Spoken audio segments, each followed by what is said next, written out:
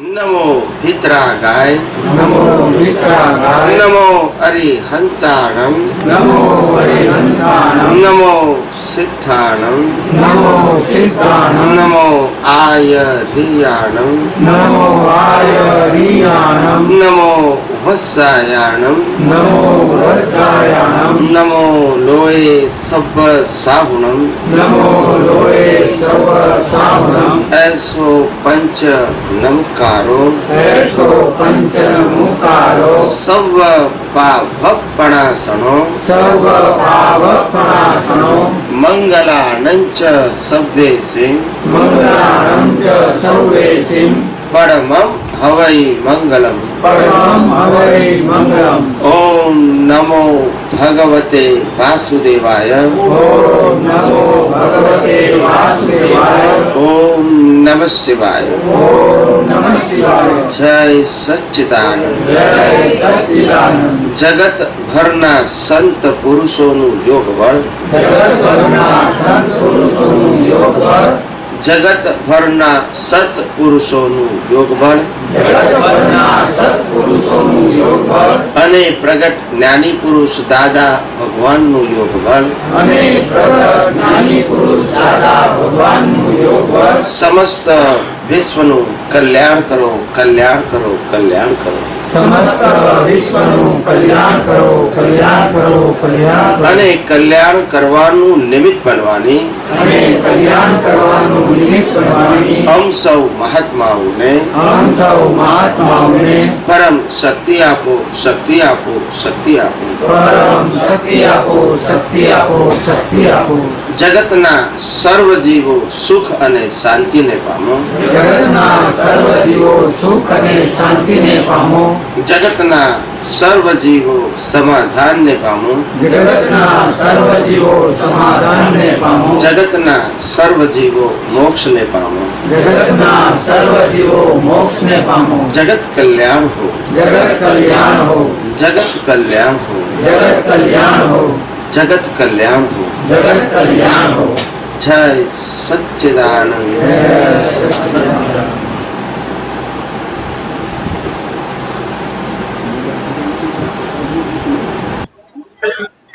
સ્વામી આપણે પ્રવચનમાં ભય ને ભીખ હા ખાસ શબ્દ રહેલા એને ભીખમાં અને દાખલા સહિત સમજાવો કારણ કે આપણે તો એમ માનું ને કોઈ ભિખારી મંદિરની બહાર ભીખ માંગતો હોય આપણે મંદિરની અંદરથી ભીખ માંગતો આ વૃત્તિ તો એમ તો રહેલી જ છે માણસમાં અને નાબૂદ કરવા માટે કાઢવા માટે એવા દાખલા ને દ્રષ્ટાંતથી ભીખમાં સમજાવો ભય ને ભીખ બરાબર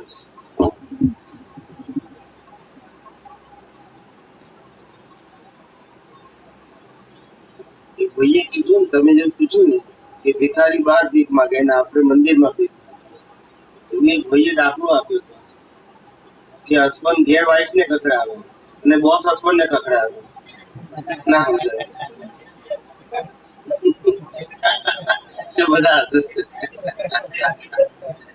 એકનું એક જ છે બધું આપણું ભીખ અને ભય એટલે શું છે પોતે હું શુદ્ધાત્મા છું એ પદને પામ્યો અને શુદ્ધાત્મા પદની શક્તિને જાણ્યું છતાંય પોતાને હજુ ભય છે મારું આમ થશે મારું તેમ થશે એટલે તમારું અવિનાશી પદ છે એની તમને જાગૃતિ નથી તો શું થવાનું છે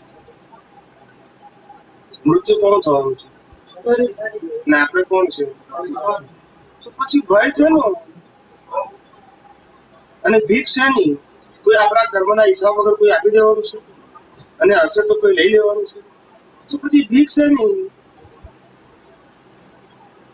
મારા હિસાબ વગર કોઈ કશું આપવાનું નથી તો ભીખની જરૂર ક્યાં છે દેવી દેવતાઓ પણ આપણને કંઈ પણ આપવા માટે સ્વતંત્ર નથી સમર્થ હોવા છતાં શું કીધું સ્વતંત્ર નથી સમર્થ છે છતાં એમ કે ઘણા એવા દ્રષ્ટાંતો આપતો હોય કે નરસિંહ મહેતાએ 52 વાર એમ કે કૃષ્ણ ભગવાનને પોતાના કામ માટે ઉતાર્યા તો એમ કે ઈ કઈ શ્રદ્ધાનો વિષય છે કે પછી આ કર્મના ઓલા ઉપરથી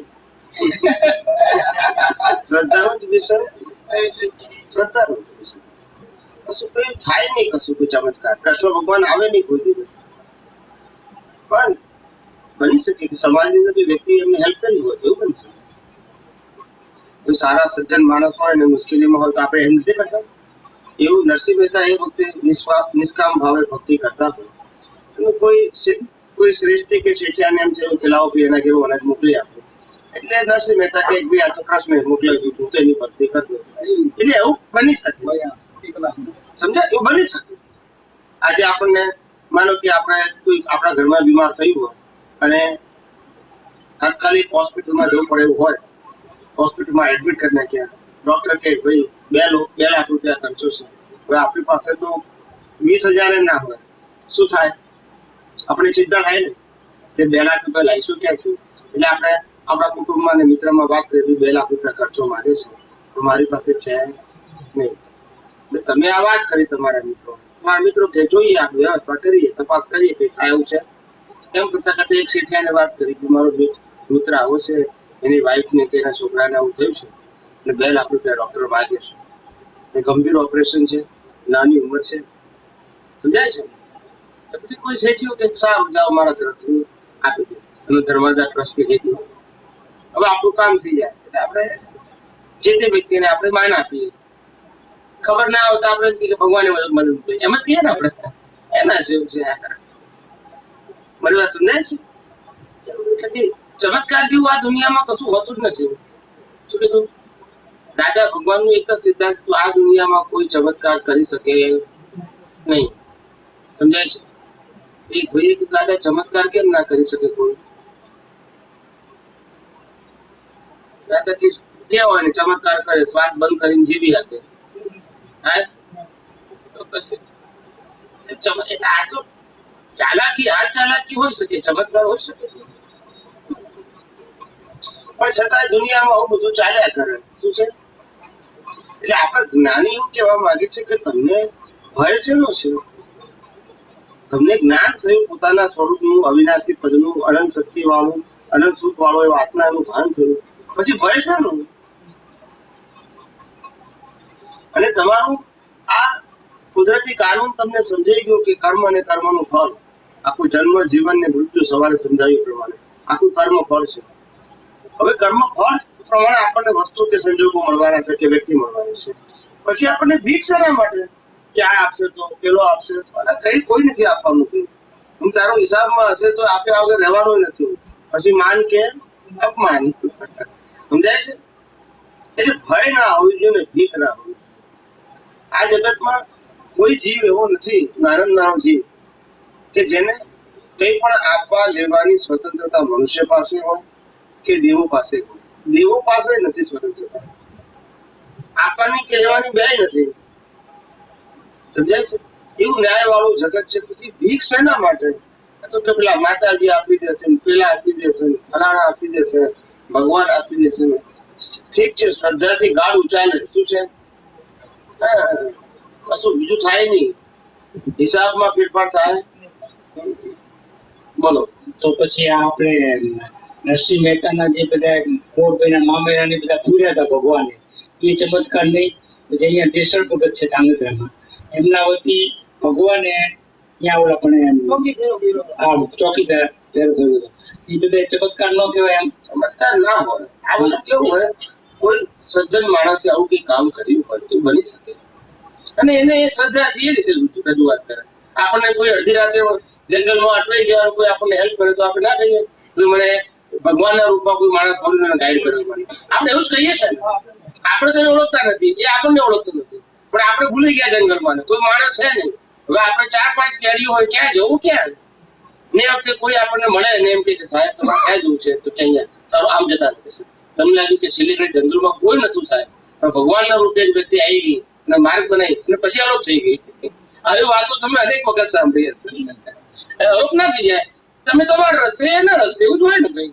પણ સામાન્ય રીતે લોકો સ્ટોરી જયારે બનાવે ત્યારે આવી શકે એ લોકો ચમત્કાર જેવું લાગે. એટલે આવું છે દુનિયામાં, આવું ચાલે છે. ઘણા બધા મને લોકો પૂછે છે કે સ્વામીજી અમે બધા કોઈ આ મહાન પુરુષો થઈ ગયા એની બાધા રાખીએ, અને હજારો લાખો લોકો રાખતા હોય છે. જેમ તિરુપતિ બાલાજીની લોકો બાધા રાખે, સાઈ બાબામાં લોકો બાધા રાખે, જૈનો હોય તો ઘંટાકણ વીરમાં લોકો જઈને બાધા રાખે, દરેકની અલગ અલગ, કોઈ અંબાજી માતા જે હોય તે. તો કે આ બધી બાધા રાખીએ તો બાધા ફળે કે ના ફળે, અથવા કામ થાય કે ના થાય, વાસ્તવિક કારણ શું છે? શ્રદ્ધાનું કારણ નહીં, વાસ્તવિક એટલે સિદ્ધાંતના આધારે શું છે? શ્રદ્ધા તો બધાની હજારો લોકોની અલગ અલગ જગ્યાએ હોઈ શકે, પણ સિદ્ધાંતમાં ખરેખર શું છે? તમે કોઈ બાધા ફળે અથવા બાધા ના ફળે, પણ જો તમારે એનું પ્રમાણ જાણવું હોય, પ્રમાણ એના ઉપરથી તમને માપ કાઢતા આવડી જશે કે એને બાધા ફળી કહેવાય કે ના કહેવાય. સમજાય છે? એક દાખલો લઈએ આપણે, શું લઈએ? એક્ઝામ્પલ. દાખલા તરીકે એમ કહેવાય કે સાઈ બાબા પાસે રોજના 1 લાખ માણસ જાય છે શેરડી. આશરે કહે છે, આપણે કઈ ગણવાનું નથી, એક્ઝામ્પલ લઈએ. શિરડી સાઈ બાબામાં રોજે 1 લાખ માણસ દર્શન કરવા જાય છે, અને દરેક વ્યક્તિ પોતપોતાની બાધા ત્યાં રાખે, બરાબર છે? એટલે વર્ષમાં કેટલી વ્યક્તિ થાય? 3 કરોડ ને 65 લાખ થાય, બરાબર છે? હવે 3 કરોડ 65 લાખ હોય, એ 3 કરોડ 65 લાખ માંથી માનો કે 1000 વ્યક્તિની બાધા ફળી, તો કેટલા ટકા કહેવાય? 1% કહેવાય. 1% એટલે કેટલા કહેવાય? 3,65,000 1% થાય. 3,00,000 બરાબર છે? તો 1,000 કેટલા ટકા થાય? 0.0000. સમજાય છે? હવે 1000 વ્યક્તિની બાધા પડી, એમાંથી 100 વ્યક્તિઓનું નામ છાપવામાં આવ્યું કે અમારી એમની કૃપાથી બાધા પડી છે, અને એમાંથી બહુ મોટા માણસ હોય તો 10 વ્યક્તિઓની વાતો ટીવી ઉપર આવે. કેટલીની? કેટલામાંથી? કુલ સંખ્યા કેટલી હતી? આ બધી 83 સેના ઉપર મુકાય, ટોટલ આંકડા ઉપર મુકાય ને, કે 3 કરોડ 65 લોકોએ બાધા રાખી, એમાંથી 10 નું નામ સેના ઉપર આવ્યું? ટીવી. હવે કોઈ જગ્યાએ મેજરમેન્ટમાં આવે, 0.000 માં આવે. સમજાય છે? આપણે કોઈને એક્ઝામ, આપણે કોઈ છોકરાને કીધું પરીક્ષા આપવા જાઓ, પરીક્ષા આપવા જાય અને 100 માંથી 99 માર્ક આવે, 100 માંથી 1 માર્ક આવે, તો આપણે શું કહીએ? આપણે શું કહીએ? 100 માંથી 1 માર્ક આવે, શું કહીએ? ડફોડો કહીએ કે હોશિયાર કહીએ?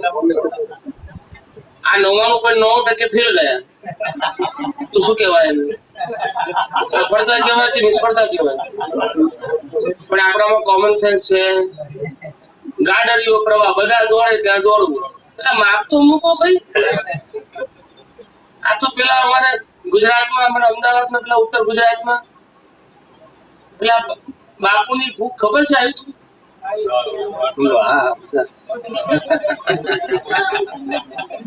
બાપુની ભૂખ કે છે, ખેરાલુ વાળા બાપુ એ કે છે મસ્જિદમાં છે, અમુક ટાઈમે ફૂંક મારે એટલે તમારે જ્યાં હોય ત્યાં ગામમાં ભરાવાનું, બાટલી ખોલનું ભરાવાનું. એ બાંગ પુકારે ને પછી ફૂંક મારે, જેવી બાંગ બંધ થઈ જાય, ફૂંક બંધ થઈ જાય, બંધ કરી દેવાનું, ગયા જઈને પાણી પીવાનું, મટી જશે રોગ ગમે તે વખત. આ બધું આવું બધું છે, ચમત્કારની દુનિયા છે. ભાઈ શું કરે આપણે? લોભિયા હોય ત્યાં ધુતારા ભૂકે. આપણે આર્ટ કરીને સમજાઈ ગયું ને? એટલે ભીખ અને ભય શેના માટે રાખવાની જરૂર છે? આપણા તકદીરનું આપણને મળે છે, અને તકદીરમાંથી હિસાબ થતી જશે, તારે વ્યક્તિ હોય કે વસ્તુ હોય એ જતી રહે. પછી ભય છે ને, ભય ને ભીખ છે. અને આપણા બધાની પાસે સનાતન એવો આત્મા આપણી પાસે રહ્યો છે, એનો તો મૃત્યુ થવાનું નથી. આનું તો ફરજિયાત છે, ગમે એટલો વાંચવું. હું લોકોને કહું છું કે આ દાંતણ આવે ને, પહેલા જમાનામાં દાંતણ કરતા હતા, બાવળિયાના દાંતણ. હવાર હાથ 2 ટાઈમ કરે. શું કરે? એટલે 1 વર્ષમાં કેટલા દાંતણ થાય?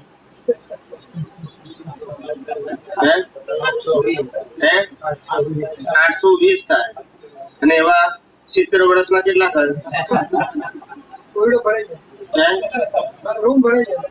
કોયડો ભરાય એટલા દાંતણ ઘસ કર્યા હોય તો 75 વર્ષે દાંત પડી જાય.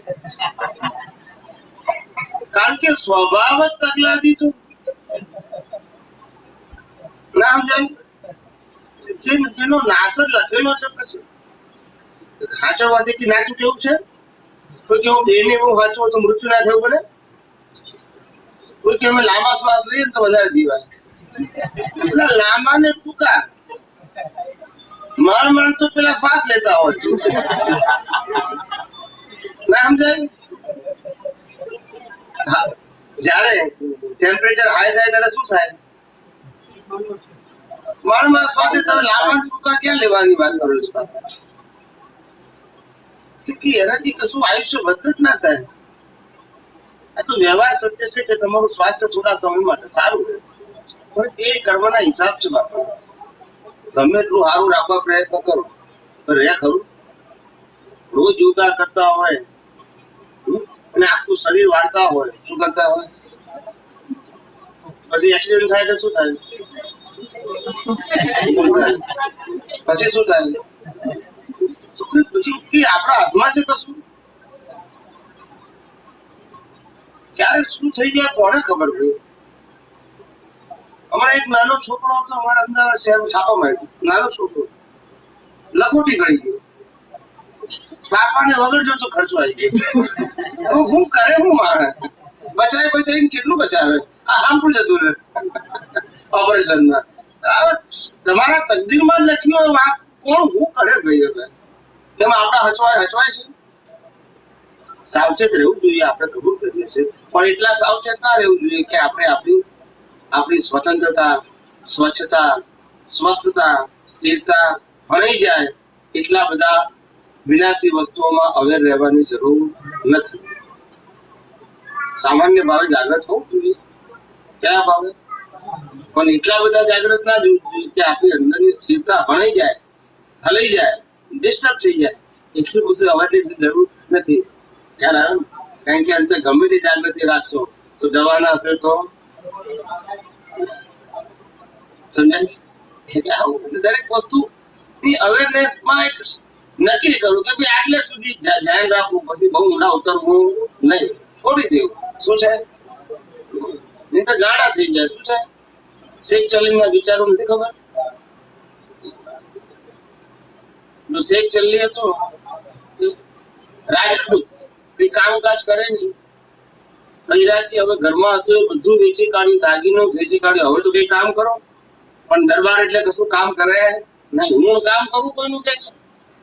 મેં શું ગુનો કર્યો છે? હું કામ કરું પણ કમાયા વગર પૈસા હવે ખાવા પડે?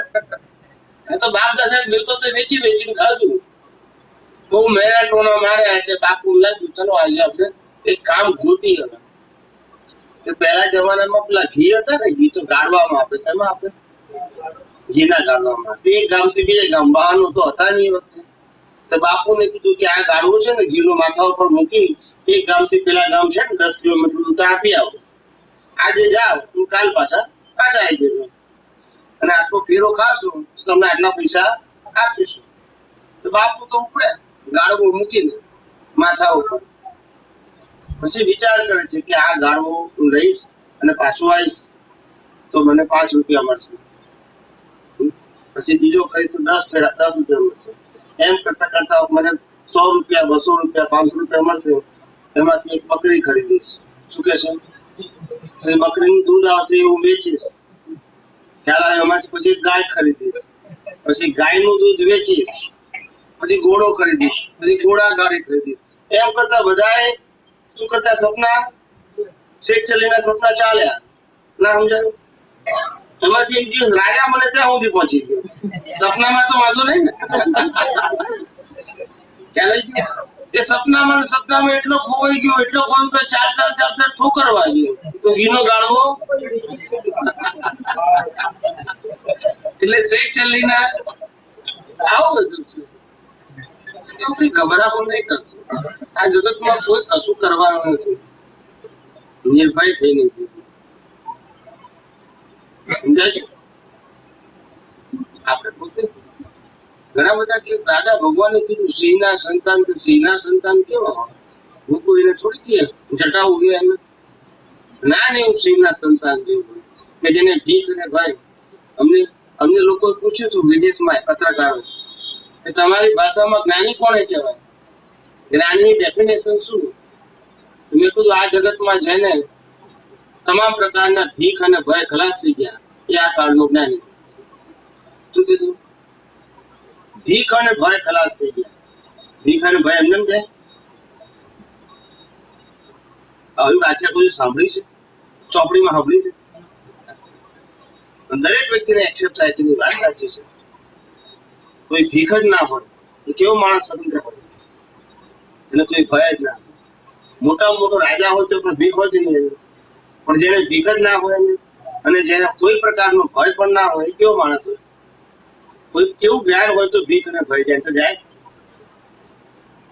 એટલે મારી વ્યાખ્યાઓ એવી મૌલિક હોય ને કોઈ દુનિયાના શાસ્ત્રોમાં ના હોય છતાં તમારું હાર્ટ કબૂલ કરે તેની વાત બરાબર છે. બાકી ચોપડીની વાતો તો બધા ના આવડે. એમાં નવું કરવાનું. સ્વતંત્ર વાતો હોય કેવી હોય? પોતાના અનુભવની, પોતાના દર્શન. આપણે જે અષ્ટ કર્મો છે એમાં જે 4 જાતિ કર્મો છે, જ્ઞાનાવરણ, દર્શન, અંતરાય અને મોહી. હવે ઈ મોહીની છે એ અત્યારે તો આપણે આ જ્ઞાન મેળવ્યા પછી ચારિત્ર મોહી, પણ આ જે વિજ્ઞાન ને જે આજ્ઞામાં છે એમાં તો ટોટલી મોહીની જ ખલાસ કરવાની વાત આવે છે ને એન્ડ સુધી, એટલે કે સૂક્ષ્મતમ સુધી. અને ચારિત્ર મોહ ને મિથ્યાદ મોહ અને ત્રીજો મોહ કયો? ચારિત્ર મોહ, દર્શન મોહ. ચારિત્ર મોહ, દર્શન મોહ. ચારિત્ર મોહ અને ક્ષણ મોહ. ક્ષણ મોહ કીધો. ક્ષણ મોહ નાખે. ક્ષીણ મોહ. ક્ષીણ મોહ એટલે જ્ઞાની પતિ. હા, મોહ વિશે જે સૂક્ષ્મતમ લેવલે જે કઈ એના ફોડ પડે એ સમજાવે. મોહ મોહ એટલે શું? મોહને શું કહેવાય કે આત્મા સિવાયની કોઈ પણ વસ્તુ ઉપર કે કોઈ પણ વ્યક્તિ ઉપર સુખની અપેક્ષા, એનું નામ મોહ. શું કીધું? આત્મા સિવાય કોઈ પણ વ્યક્તિ કે વસ્તુ કે અવસ્થા ઉપર સુખની અપેક્ષા, સુખનો આરોપ, એનું નામ મોહ છે. નહીં છતાં આરોપ કરીએ છીએ એનું નામ મોહ. મોહ એટલે અજ્ઞાનતા એક પ્રકારનું. સમજાય છે? બધું મોહ છે ને. આ બધું ઉકેલે છે બધો મોહ છે. માણસને ખબર જ નથી પડતી કે હું કોના માટે મજૂરી કરું છું. સવારે ઉઠીને હું મજૂરી કરું છું પણ શેના માટે કરું છું એ જ ખબર નથી. છોકરા કહે છે હું મા બાપ માટે, મા બાપ કહે છે અમે છોકરાને મોટા કરવા જઈએ છીએ. છોકરો કહે છે હું મા બાપને ખવડાવવા માટે જઉં છું. વાઈફ કહે છે હું હસબન્ડને છોકરાઓને ખવડાવવા માટે જઉં છું. હસબન્ડ કહે છે હું વાઈફ અને છોકરાઓ માટે. કોણ કોના માટે જીવે છે એ જ ખબર નથી. ના સમજાય? બધા તન તોડ મહેનત કરે જીવનમાં, પણ કોણ કોના માટે જીવે છે એ જ ખબર નથી પડતી. હસબન્ડને લાગે કે મારા વગર ઘર નકામું થઈ જાય. ભાઈ હું છું તો ઘર ચાલે. વાઈફ કે હું ના હોઉં તો ખબર પડે. ખબર ના પડે. છોકરા કે અમે બંને ના હોય તમે શું કરો? આ બધું હવ પોતાની મસ્તીમાં છે. આ દુનિયા આવી જ છે બધી. પોલમ પોલ. શું કીધું? રામ ગયા, કૃષ્ણ ગયા ને મહાવીર ગયા તો દુનિયા ચાલે છે ને. પણ તોય આજના માણસો લાગે મારા વગર પરિવાર ચાલશે નહીં. ભલે મારા બાપા વગર ચાલશે પણ મારા વગર નહીં ચાલે. તો દરેક ને હોય. વહુ ને એવું હોય કે સાસુ વગર ચાલશે પણ મારા વગર. એટલે ભાઈ બધા જાય તો ચાલવાનું છે. જન્મ પહેલા ચાલ હતો ને હું આ પીછે ચાલશે. અટકે ના કોઈ દી વ્યવહાર રે સાપેક્ષ સંસાર. કવિરાજનું પદ છે ને. જન્મ પહેલા પારણું ને મું આપી છે લાકડા. સગાવાલા રાખશે. મહેનત કરવી પડે. જન્મ્યા પહેલા પાયણું ને મળ્યા પછી રામ બોલો.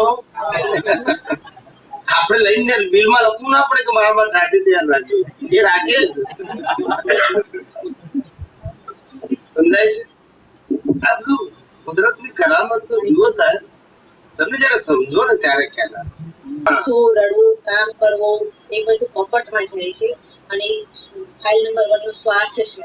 ના કપટ અસ્પૃશ્ય બધું કપટમાં ના જાય. આમાં એ વિડીયો આવ્યો હતો એમાં પછી મને સમજાણું. મેં કીધું હા, આમાં વિડીયો છે એક આવ્યો છે એમાં. એટલે કપટના 9 પડદા છે ને એમાં તમે આવી રીતના જવાબ આપ્યો છે. આ બધા કપટમાં જાય છે. કપટના નહીં, નો કર્મ ના નો કર્મ. હાસ્ય, રતિ, અરતિ, હર્ષ, શોક, જુગુપ્સા, સ્ત્રી વેદ, પુરુષ વેદ, નપુંસક, એ 9 પ્રકારના નો કર્મ. અમે બોલેલા હોય તમે ત્યારે 20 વર્ષ પહેલા પણ અમને ખબર હોય, કારણ કે અમારું દર્શન હોય ને, અમારે મેમરી ના હોય. અને એમ કે ફાઇલ નંબર 1 નો સ્વાર્થ હોય છે એમાં એમ. સ્વાર્થ એટલે ગયા અવતારનો સ્વાર્થ આ અવતારમાં કઈ ઉકળતો રીતે પણ એમ વીટેલું હોય ને મોંથી, રાગ અથવા દ્વેષથી વીટેલું હોય તે સ્વાર્થ જ કહેવાય. કોઈના માટે રાગ કર્યો તે સ્વાર્થ, અને દ્વેષ કર્યો તે પણ સ્વાર્થ જ છે ને. એટલે કોઈ પણ વ્યક્તિ કે વસ્તુ કે પદાર્થ મળે આપણે રાગ દ્વેષ કર્યો હોય ને એટલે એને મોહ કીધું. ના એટલે નથી કહેતા દાદા ભગવાને કીધું છે કે ભાવ કર્મ, દ્રવ્ય કર્મ ને નો કર્મ. નો કર્મ એટલે 9 પ્રકાર. એ જૈન પરિભાષામાં નો કર્મ છે, 9 પ્રકારના. દાદા ભગવાને નહીં જેવા કર્મ કીધું છે અને જૈન પરિભાષામાં 9 પ્રકાર બતાવ્યા છે નો કર્મ. હાસ્ય, રતિ, અરતિ, હર્ષ, શોક, જુગુપ્સા, સ્ત્રી વેદ, પુરુષ વેદ ને આ 6 પ્રકારના નો કર્મથી માણસનું જીવન, બાહ્ય જીવન ચાલે છે. કપટના પડદામાંથી નીકળે છે એ શું કહેવા માંગતા છો? કપટ તો જુદી વસ્તુ છે. કપટ એટલે શું છે કે કોઈ પણ વાતને જેમ છે તેમ ના કહેવી અને એનાથી વિપરીત કહેવી, ઊંધી કહેવી, એ બધું કપટ કહેવાય. સમજાય છે? કપટ એટલે જેમ છે તેમ ના કહેવું, ઊંધું કહેવું. દાદા ભગવાન કીધું કે સ્ત્રીઓને 2 હાર્ટ હોય. કેટલા હોય? પુરુષોને 1 હાર્ટ હોય. 1 હાર્ટ હોય એટલે જલ્દી એક્સાઇટ થઈ જાય. 2 હાર્ટ હોય તો સ્ટોરેજ કરી શકે. ના સમજાય એ ટાઈમે પછી કાઢે ટાઈમ. એમાંથી કઈ રીતે નીકળવું? દાદા કહેતા તારે અમને દેખાતું કે દાદા હું કહે છે. બધાને સ્થૂળ ભાષામાં ના સમજાય, સૂક્ષ્મ ભાષામાં ના. સ્થૂળ ભાષામાં સમજાય, સૂક્ષ્મ ભાષામાં. આ 2 હાર્ટ નો મતલબ થાય સ્ત્રીઓ પાસે બહુ સહન શક્તિ હોય, પુરુષ પાસે ના.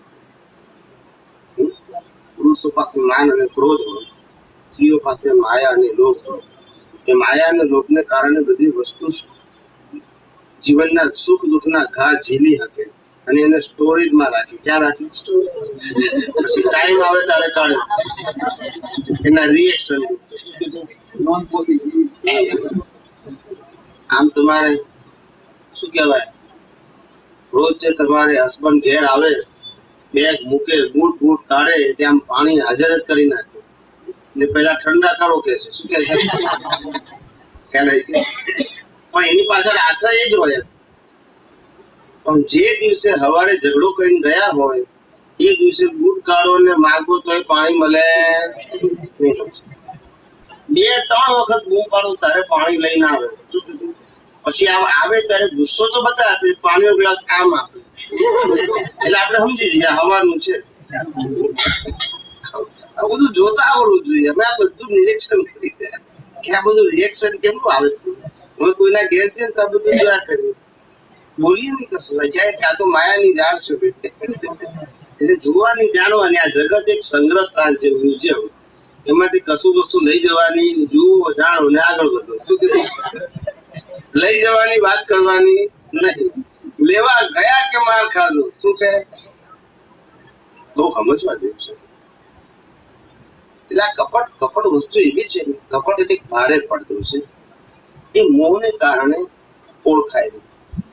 મોહને કારણે ભયંકર મોટો પડતો.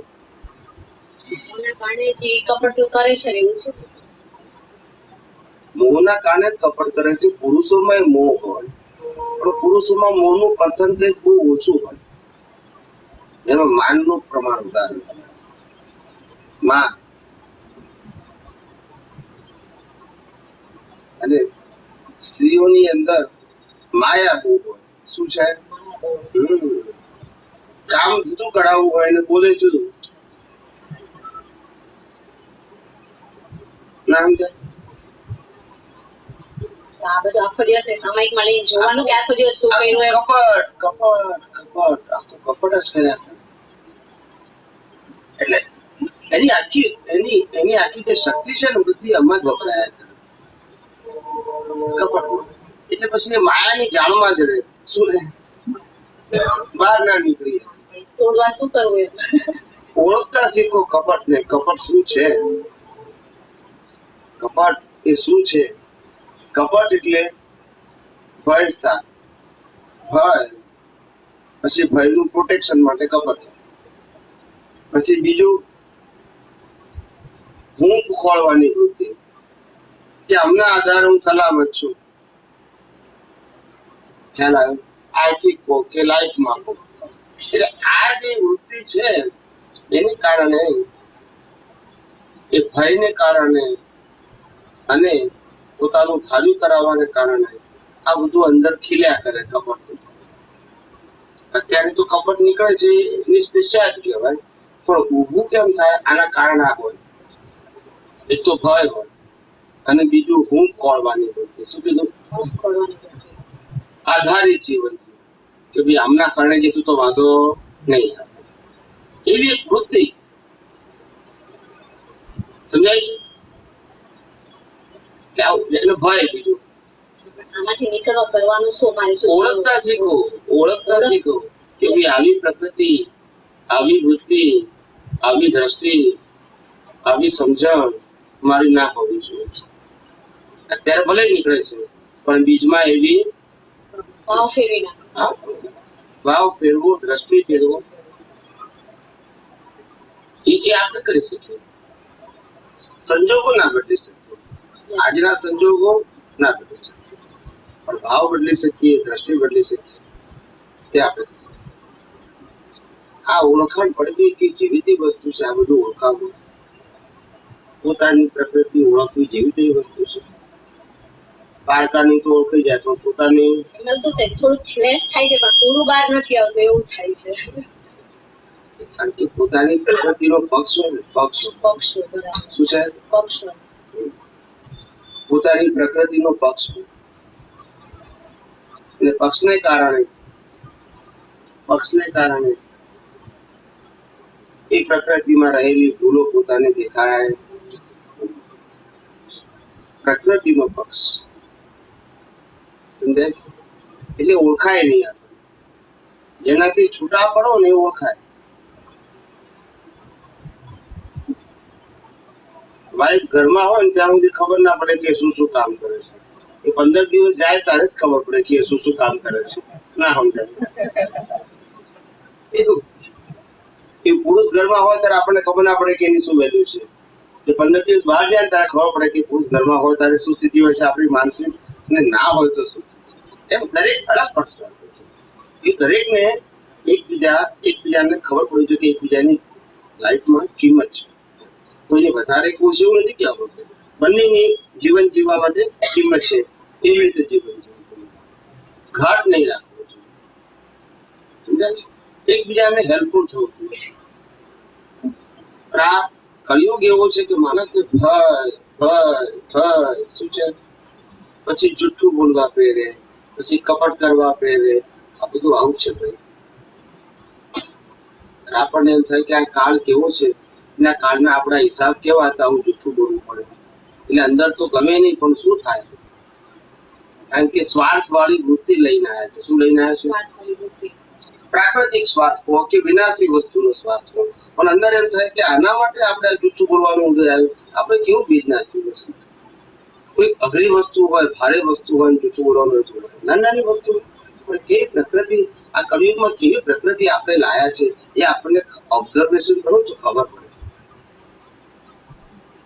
એટલે આપણને ખ્યાલ આવે કે આ કેવો માલ ભર્યો છે ગયા અવતારનો, તે અત્યારે નીકળે છે. ના સમજે? એટલે આ બહુ સમજવા જેવું છે. એટલે આ તો જાગવાની જરૂર છે. શું છે? ગભરાવાની જરૂર નથી. સમજાય છે? ડિપ્રેશનમાં આવવાની જરૂર નથી, પણ પ્રકૃતિના તાબે થવાની પણ જરૂર નથી. કબીરજી કહે છે ને, મન કા તાકા જો તલા તાકા સર્વસ્વ જાય. મનના કયા પ્રમાણે ચાલ્યો તો પતી ગયું. તો મન મને તો બધું બતાવે. તો પછી મને ડાયવર્ટ કરી શકાય ખરું? ના, આપણે લઈને આવ્યા મનને છીએ. ડાયવર્ટ ના કરી શકાય, પણ મન જેવું બતાવે એવા ભાવ નહીં કરવાના. હિસાબ તો જે હશે તેવું કરશે, પણ ભાવ તો આપણા હાથમાં છે ને. વર્તન આપણા હાથમાં નથી, વાણી આપણા હાથમાં નથી, વિચારો આપણા હાથમાં નથી, પણ ભાવ તો છે ને. આપણને લાગે કે આ ફસામણ વાળા સંજોગો આયા, તરત જ ભાવ બદલો. આવા સંજોગો, આવી વાણી કે આવું વર્તન મારું ન હોવું પડે. ભાવ તો બદલો, ભલે વર્તન ના બદલાય.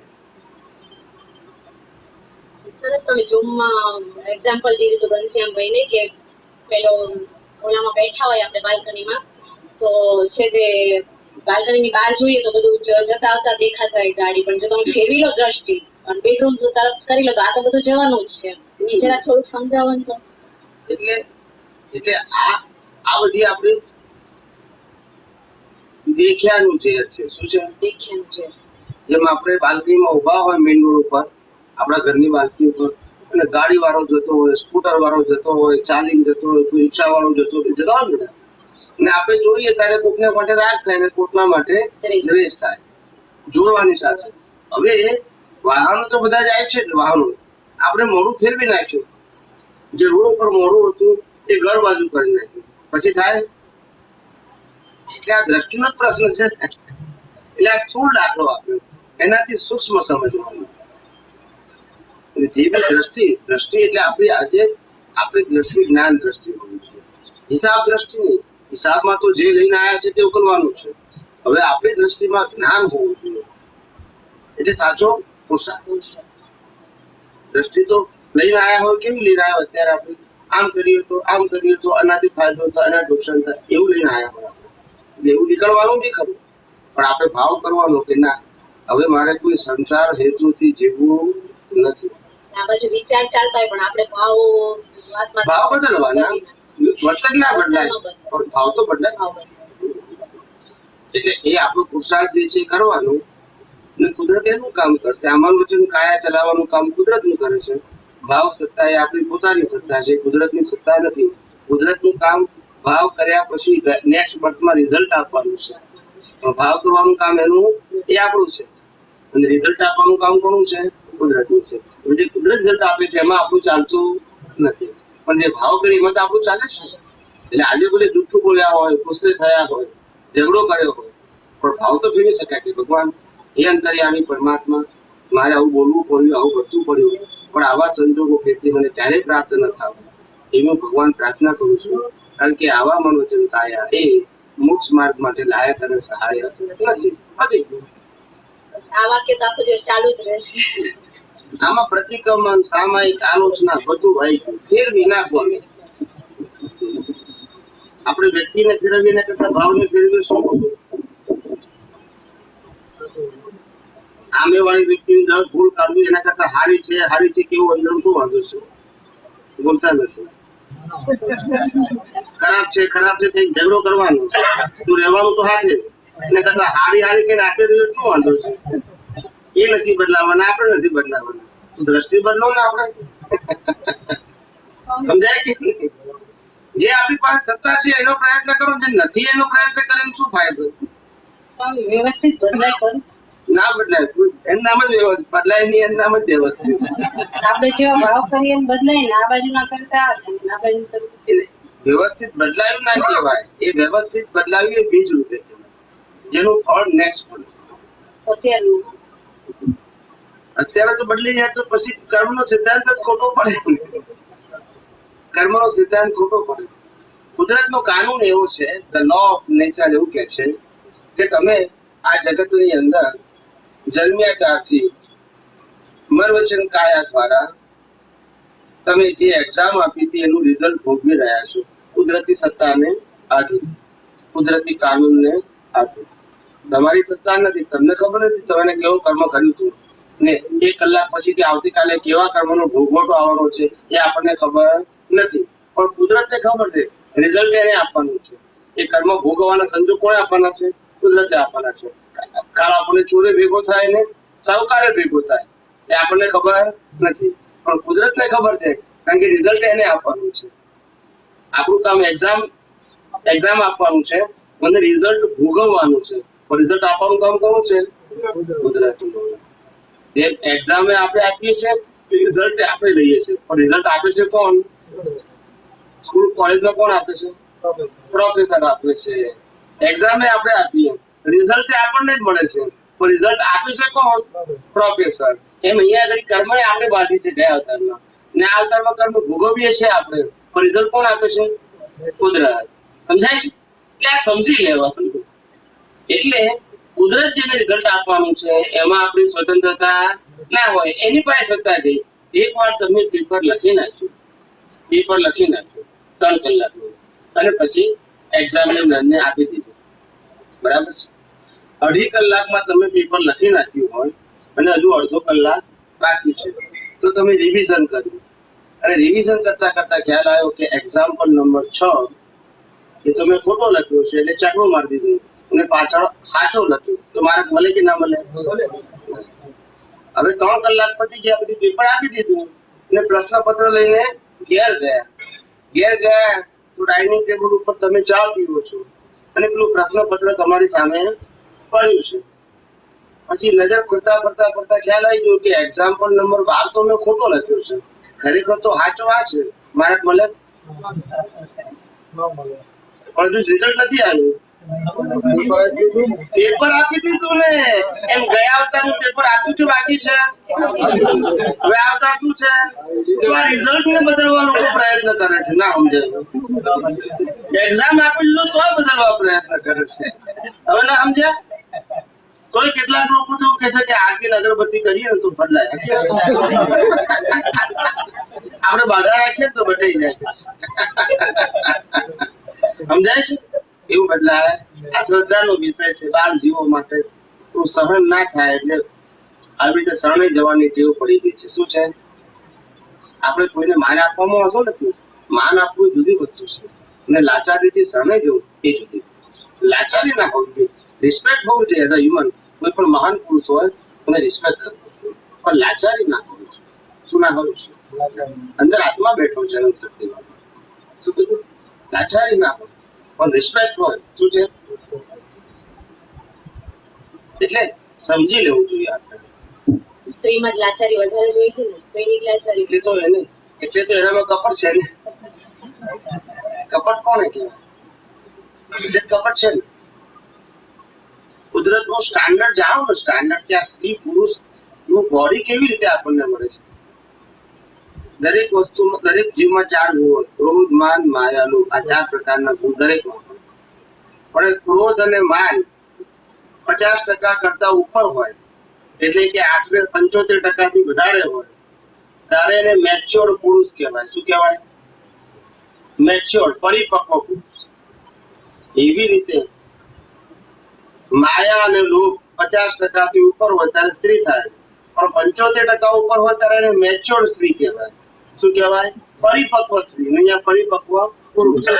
હવે ધારો કે 55% ક્રોધ અને માન હોય. શું કીધું?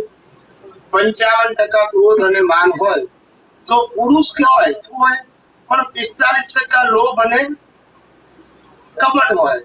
એટલે પુરુષ બોડીમાં પુરુષ હોય પણ એને બાયલા છાપ કહેવાય. ના સમજાયું? ના સમજાયું? અને એવી રીતે સ્ત્રીની અંદર કપટ અને લોભ 55% હોય અને 45% ક્રોધ અને માન હોય ત્યારે એને બાયડા છાપ કહેવાય. ના સમજાયું? આ બધું શબ્દો એમને નથી આવ્યા, ઉપરથી નથી આવ્યા. આપણે ખાલી બોલીએ પણ ખબર પડે. આવું સ્ટાન્ડર્ડ સમજાવું છું. આ દુનિયા ગમતું નથી, એક્ઝેક્ટ છે. આપણે સાયન્સ નથી જાણતા. આ આખી દુનિયા એ વિજ્ઞાનથી ચાલે છે, સાયન્ટિફિક સર્કમસ્ટાન્શિયલ એવિડન્સ. આપણે જાણી શકતા નથી કારણ કે આપણી દ્રષ્ટિમાં હંમેશા થિયરી જ છે. આમ કરવાથી આમ થાય ને આમ કરવાથી આમ થાય, એવું જ સમજીએ છીએ આપણે વિજ્ઞાન વાળી દ્રષ્ટિ કેળવતા નથી. એટલે વિજ્ઞાન વાળી દ્રષ્ટિ કેળવો ત્યારે સમજાય કે આ જગત શું છે, તો સમજાય, નહીં તો ના સમજાય. એટલે ગોળ ગોળ ફર્યા કરીએ આપણે. શું છે? ઘાંચીના બળદની જેમ.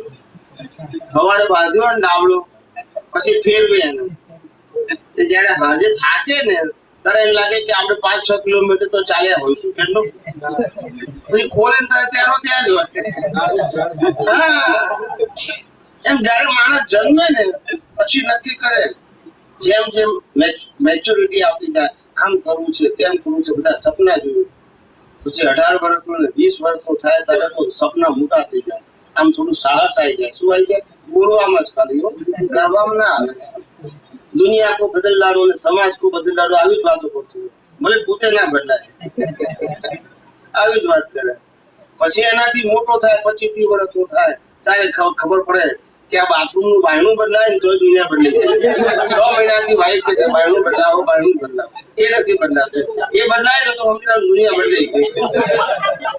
માણસ આગળ જાય ત્યારે થોડો ધીમે ધીમે લાગે પડે. સમજાય છે? આ બધું જયારે કોઈ લાઈફમાં જુઓ ને ત્યારે આવું બધું ખ્યાલ આવે. તો બધા એજ ના લક્ષણો છે. બધા શું છે? દરેક ના એવું બહેનોમાં હોય, ભાઈઓમાં બધામાં હોય. આ બધું જાણવું આપણે. શું કીધું? આપણે કરવાનું નથી, કશું જાણવું કે આવું ઉંમર પ્રમાણે હોય. શું છે? આખી નવી વસ્તુ નથી, પણ આપણે ઓબ્ઝર્વ કરીએ તો ખ્યાલ આવે કે આ એજ ફેક્ટર માણસના સ્વભાવમાં બહુ મોટું કામ કરે છે. શું કરે છે? શારીરિક સ્ટ્રેસ, માનસિક સ્ટ્રેસ એ ફેસ કરવા માટે પણ એજ ફેક્ટર કામ કરે. નાનો છોકરો હોય ને કોઈ ટેન્શન ના આવે, થોડો મોટો થાય એટલે ભણવાનું ટેન્શન આવે, એનાથી થોડો મોટો થાય એટલે કમાવાનું ટેન્શન આવે, એનાથી થોડો મોટો થાય એટલે પછી લગ્ન કરે એનું ટેન્શન આવે, પછી છોકરા થાય એનું ટેન્શન આવે, પછી ટેન્શન થી યુઝ ટુ થઈ જાય. ટેન્શન જેવું લાગે જ નહીં, એ જ લાઈફ થઈ જાય. એવું લેડીઝો ને એવું હોય. તો આ જાણો ને તારે આપણને બધું ખ્યાલ આવે કે આવું કેમ છે. એજ વાઇઝ, પ્રકૃતિ વાઇઝ, સંજોગો વાઇઝ આવું બધું બદલાય. પણ જીવન, કુદરતે જે જીવન આપ્યું છે આપણા કર્મના ભોગવટા રૂપે, એ જીવન બહુ ઇમ્પોર્ટન્ટ નથી. પણ જીવન કયું ઇમ્પોર્ટન્ટ છે કે આપણી દ્રષ્ટિમાં શું છે તે ઇમ્પોર્ટન્ટ છે. શું છે? દ્રષ્ટિમાં શું છે તે ઇમ્પોર્ટન્ટ છે. વ્યવહારમાં શું છે તે ઇમ્પોર્ટન્ટ નથી. કારણ કે તો શું કરે? રામ જેવા રામ એની સીતા ઉપાડી ગયા, તમારી ઉપાડી ગયા લોકો શું કે? હોશિયાર કે? બહાદુર કે? કેવું તારે સમજી જાવ. આવું જ હોય દુનિયામાં. બધાને કરવાના હિસાબ હોય તો શું કરે? કાબે અર્જુન લૂંટ્યો. શું કીધું? કાબે અર્જુન લૂંટ્યો, મોહી ધનુષ હોય, જેની મહાભારત આખું જીતી ગયો એ જ અર્જુન. અને એ જ બાણથી એ કાબો હતો ને જંગલમાં, કાબો સરદાર કહેવાય, એ સરદાર એને લૂંટી લીધું. એ જ અર્જુન, એ જ બાણ હતું તો અહીંયા મહાભારત જીત્યા ને અહીંયા હારી ગયો. એટલા કબીલા સરદાર થી. બધા કર્મના ખેલ છે. શું છે? એમાં કે બાહ્ય તાકાત તો પ્રસન્ન છે, કર્મના ખેલ છે. શું છે? એટલે કર્મના ખેલ સમજો ત્યારે ખ્યાલ આવે કે કોઈને દોષ દેવા જેવો નથી. આ બધા આપણા જ કર્મના હિસાબ છે. માટે કોઈના માટે ફરિયાદ કરવી નહીં. સમજાય છે? ફરિયાદ કરીએ એટલે પાછું ફેરથી હિસાબ પાછો આવે.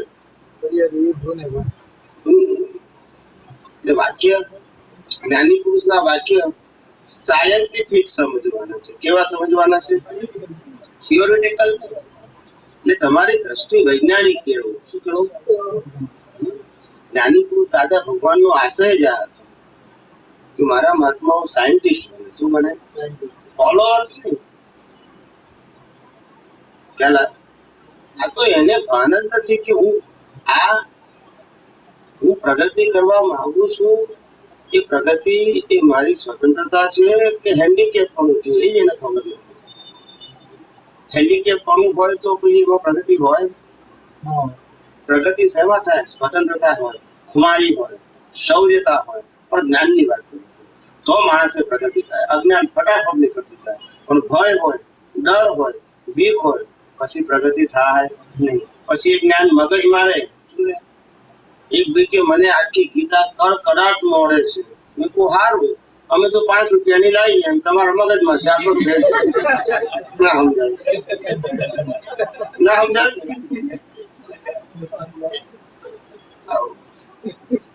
ગોખવાની થોડી છે, લોકો ગોખી નાખે છે. શું કરે છે? દાદા ભગવાન પાસે એક સંત આવ્યા હતા, નર્મદાના સંત. કેવા? નર્મદા કિનારે 30-35 વર્ષથી રહેતા હતા, પરિક્રમા કરે અને ત્યાં ઘડી સાધક તરીકેનું જીવન જીવે. નાની ટાંકીમાં લોકો ગામમાંથી ખાવા ભાવા આપવા આવે, એવું બધું નિયમ હશે, ખબર નથી મને, પણ આ તો મેં સાંભળેલું રાખેલું છું.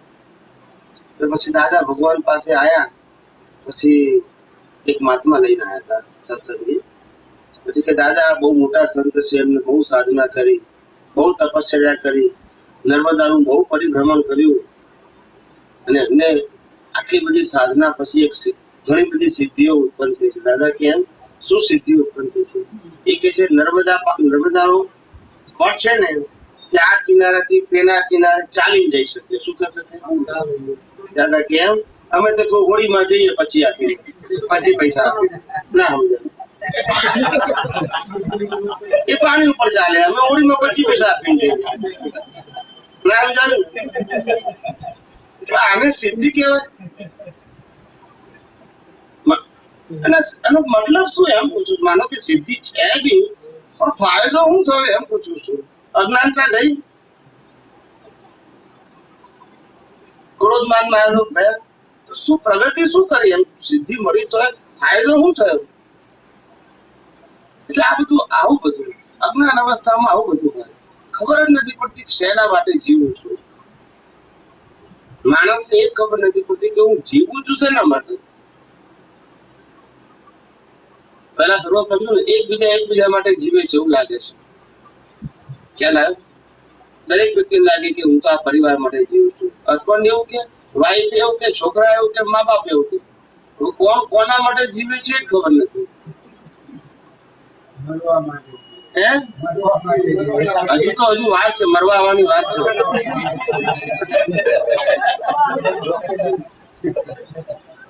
હજુ મોર બેઠા છે કેમ?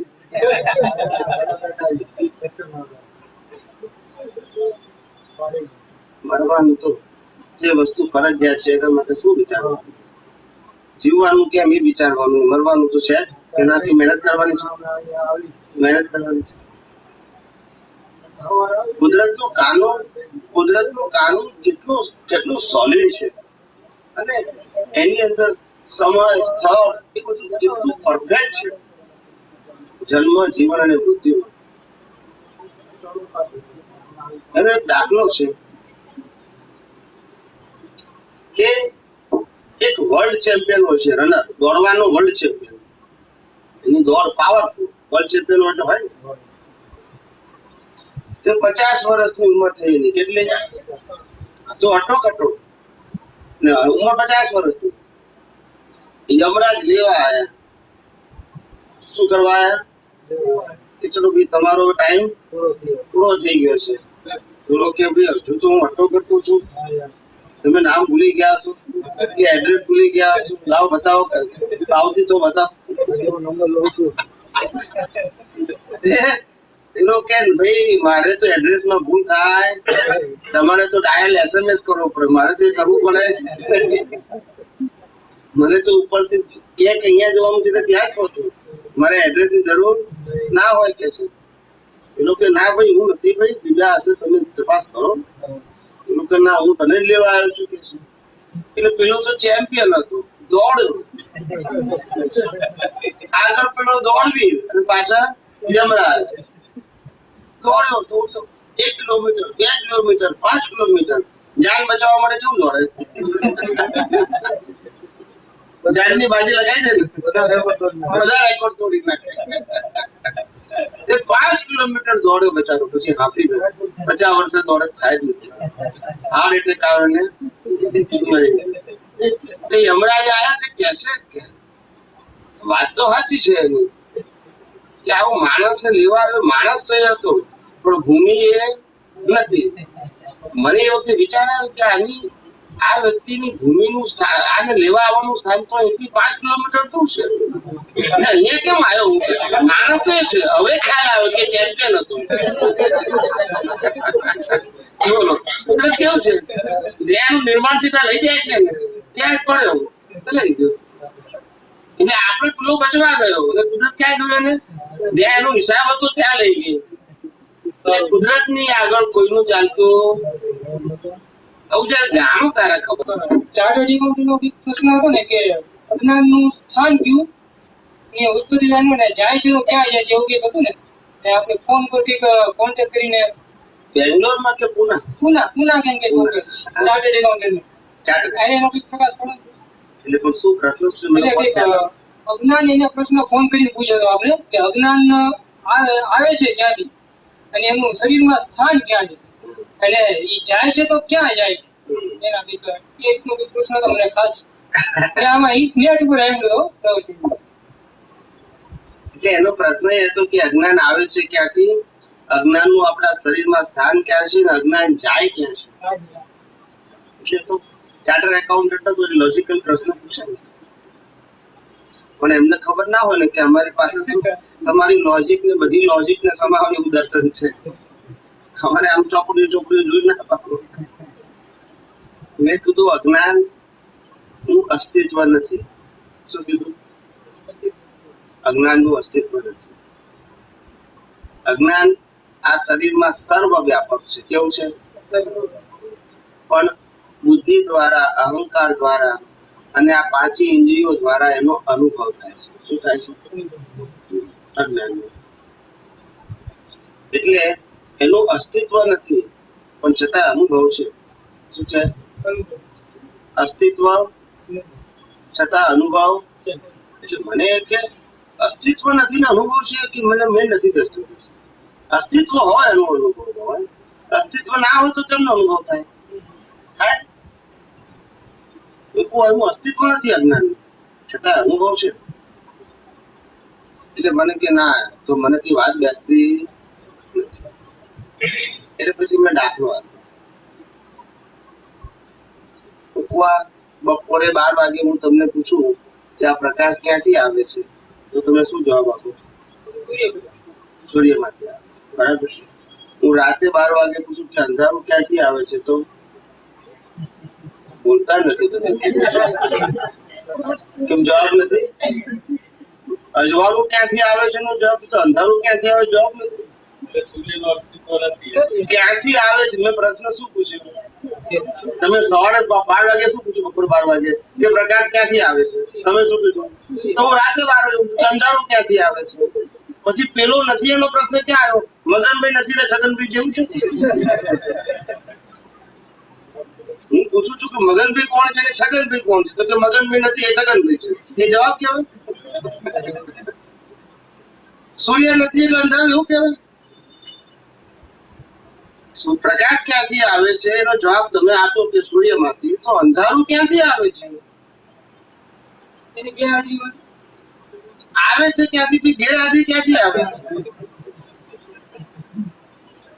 એટલે કે અંધારાનું અસ્તિત્વ છે પણ અજવાળું નથી. એને શું કહેવાય? અંધારાનું પોતાનું અસ્તિત્વ નથી, છતાં આપણને બધાને અનુભવ અમને. એટલે આવું બધું આ તમારા બુદ્ધિના લેવલની ઉપરની વાત છે. તમને કોઈ કહે 3 દિવસ ચક્કર આવી જાય, કેવો જવાબ હું આપો?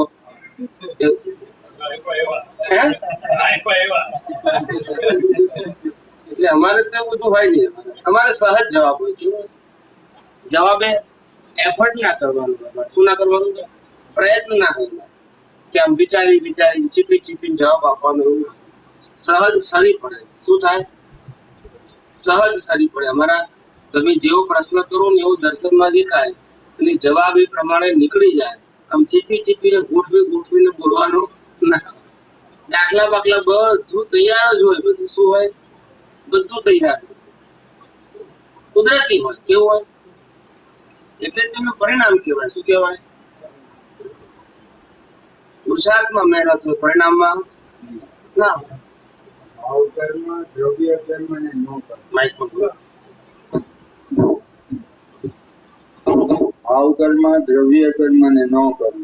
ભાવ કર્મ, નો કર્મ અને દ્રવ્ય કર્મ. એના વિશે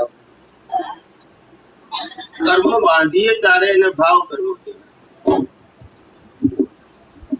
કર્મ સત્તામાં હોય તારે એને દ્રવ્ય કર્મ કહેવાય. અને કર્મ ભોગવીએ તારે એને નો કર્મ કહેવાય. ભાવ કર્મ, દ્રવ્ય કર્મ અને નો કર્મ. બાંધીએ તારે ભાવ કર્મ, સત્તામાં હોય તારે દ્રવ્ય કર્મ અને ભોગવીએ તારે નો કર્મ. સમજાયું? ના સમજાયું? ગયા અવતારમાં બાંધ્યા એને ભાવ કર્મ કહેવાય. આ અવતારમાં બાંધેલા ભોગવ્યા નથી એ બધા દ્રવ્ય કર્મ કહેવાય. અને જ્યારે ભોગવીએ ત્યારે એને નો કર્મ કહેવાય. સમજાય છે મારી વાત કે હજુ કન્ફ્યુઝન છે? આ બે બે બે વસ્તુ છે. પોતાને એવું છે કે ભાવ કર્મ, દ્રવ્ય કર્મ અને નો કર્મ. અને બીજી જગ્યાએ એવી રીતે છે ચરણ વિધિમાં કે ભાવ કર્મ, નો કર્મ અને દ્રવ્ય કર્મ. એ તો સમજાય, એની બહુ ઇમ્પોર્ટન્ટ. અચ્છા, એટલે એ ખાલી સમજવા માટે. બરોબર.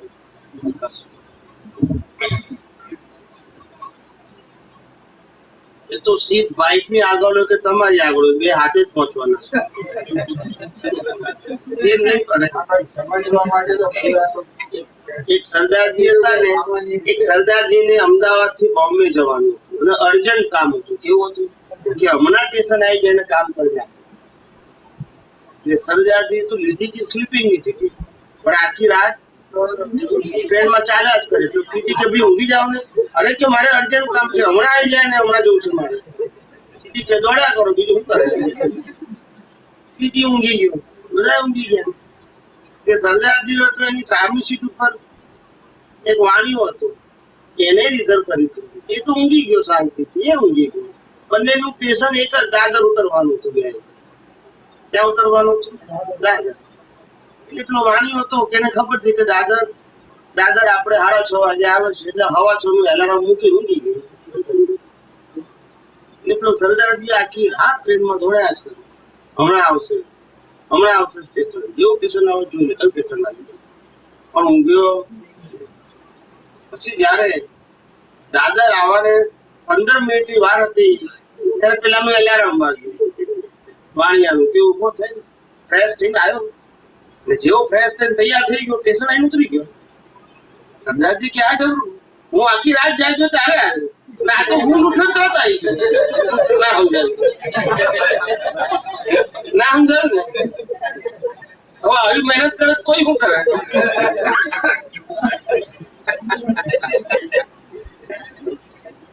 આવું એટલે માણસો આવી મહેનતો કરે છે કારણ વગરની. કેવી? એટલે આવું બધું આ જગતમાં જુઓ ને ત્યારે આપણને ખ્યાલ આવે કે આ દુનિયા આવી છે, પણ આવી જ હોય. આ દુનિયા આવી જ હોય. એટલે આપણે તો જાણવું. મને ઘણા બધા લોકો કે છે મને કે સ્વામીજી તમને કોઈનો પ્રભાવ ના પડે. મેં કીધું કોઈનો આ દુનિયામાં પ્રભાવ જ ના પડે. માન આપવાનું. શું કીધું? કોઈ પણ વડીલ હોય, રિસ્પેક્ટેડ વ્યક્તિ હોય તો માન આપવાનું, એમાં વાંધો નહીં. પ્રભાવ ના પડે. શું ના પડે? એટલે એ વ્યક્તિ હાવી ના થઈ શકે આપણને. કેમ પ્રભાવ ના પડે? તો કે છે કે અમારું આખું દર્શન ને જ્ઞાન સનાતન ઉપર હોય, આત્મા ઉપર હોય, અને આ સનાતન સિદ્ધાંત ઉપર હોય. અને એનું જ્ઞાન દર્શન આ વિનાશી વસ્તુઓ ઉપર હોય. હવે વિનાશી વસ્તુમાં ગમે એટલો પાવરફુલ થયો હોય, પણ અમારો કોઈ પ્રભાવ કેમ પડે? વિનાશી વ્યક્તિ વાળી દ્રષ્ટિ વાળાનો પ્રભાવ, જેની દ્રષ્ટિ અવિનાશી છે એના ઉપર પ્રભાવ પાડી શકે નહીં. એટલે દરેક વસ્તુ પાછળ સાયન્સ હોવું જોઈએ, ગપ્પો ના હોવું જોઈએ. શું ના હોવું જોઈએ?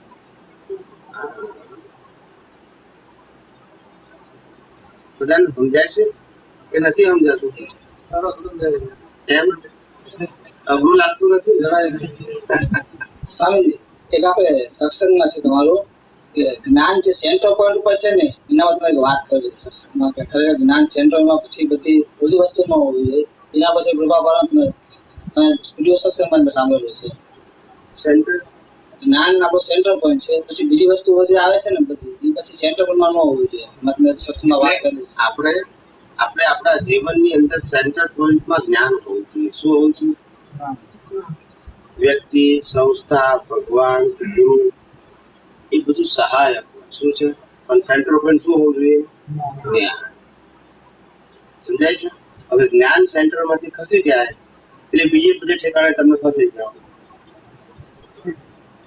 મને ઘણા બધા કે મને કે સાહેબ તમે દાદા ભગવાન પાસે કેમ ગયા હતા? મેં જ્ઞાન લેવા ગયો હતો. પછી જ્ઞાન મળી ગયું. ના સમજાયું. સમજાય છે? કે છે કે ના, પણ હવે તો કે છે કે મંદિરો બહુ સરસ છે, ખાવા પીવાનું સરસ છે, રહેવાનું સરસ છે, ધર્મશાળા સરસ છે, ભોજનશાળા સરસ છે, એર કન્ડિશન છે, તો પછી આપણે નહીં જવાનું? તો આપણો એ હેતુ હતો? બોલતા નથી બધું. આપણો હેતુ કયો હતો? પછી એ પકડવાનું, પેલું પકડવાનું, પછી લપસી જઈએ. પછી શું થઈ જાય છે? લપસી જઈએ. એટલે હેતુ છૂટી ગયો. હેતુ છૂટવો ના જોઈએ. જ્ઞાન સેન્ટર પોઈન્ટ હોવું જોઈએ. જેટલા સેન્ટર પોઈન્ટ તમે દૂર જશો એટલું તમારે વધારે ફરવું પડશે. જ્યારે કોઈ પણ વર્તુળનું સેન્ટર હોય કે ના હોય? હવે તમે સેન્ટરથી જેટલા દૂર ગયા એટલું તમારે વધારે ફરવું પડશે. જેટલું સેન્ટર નજીક આવો એટલું વર્તુળ નાનું થતું જાય. એટલે આપણે સેન્ટર છોડી દઈએ છીએ, પછી ફર્યા કરીએ છીએ. પછી કે બહુ મહેનત કરી, પણ પડે જ ને મહેનત. એટલે આપણે સેન્ટર છોડી દઈએ છીએ. શું છોડી દઈએ છીએ? સમજાય છે? સેન્ટર છોડ્યું એટલે ઉપાધિ.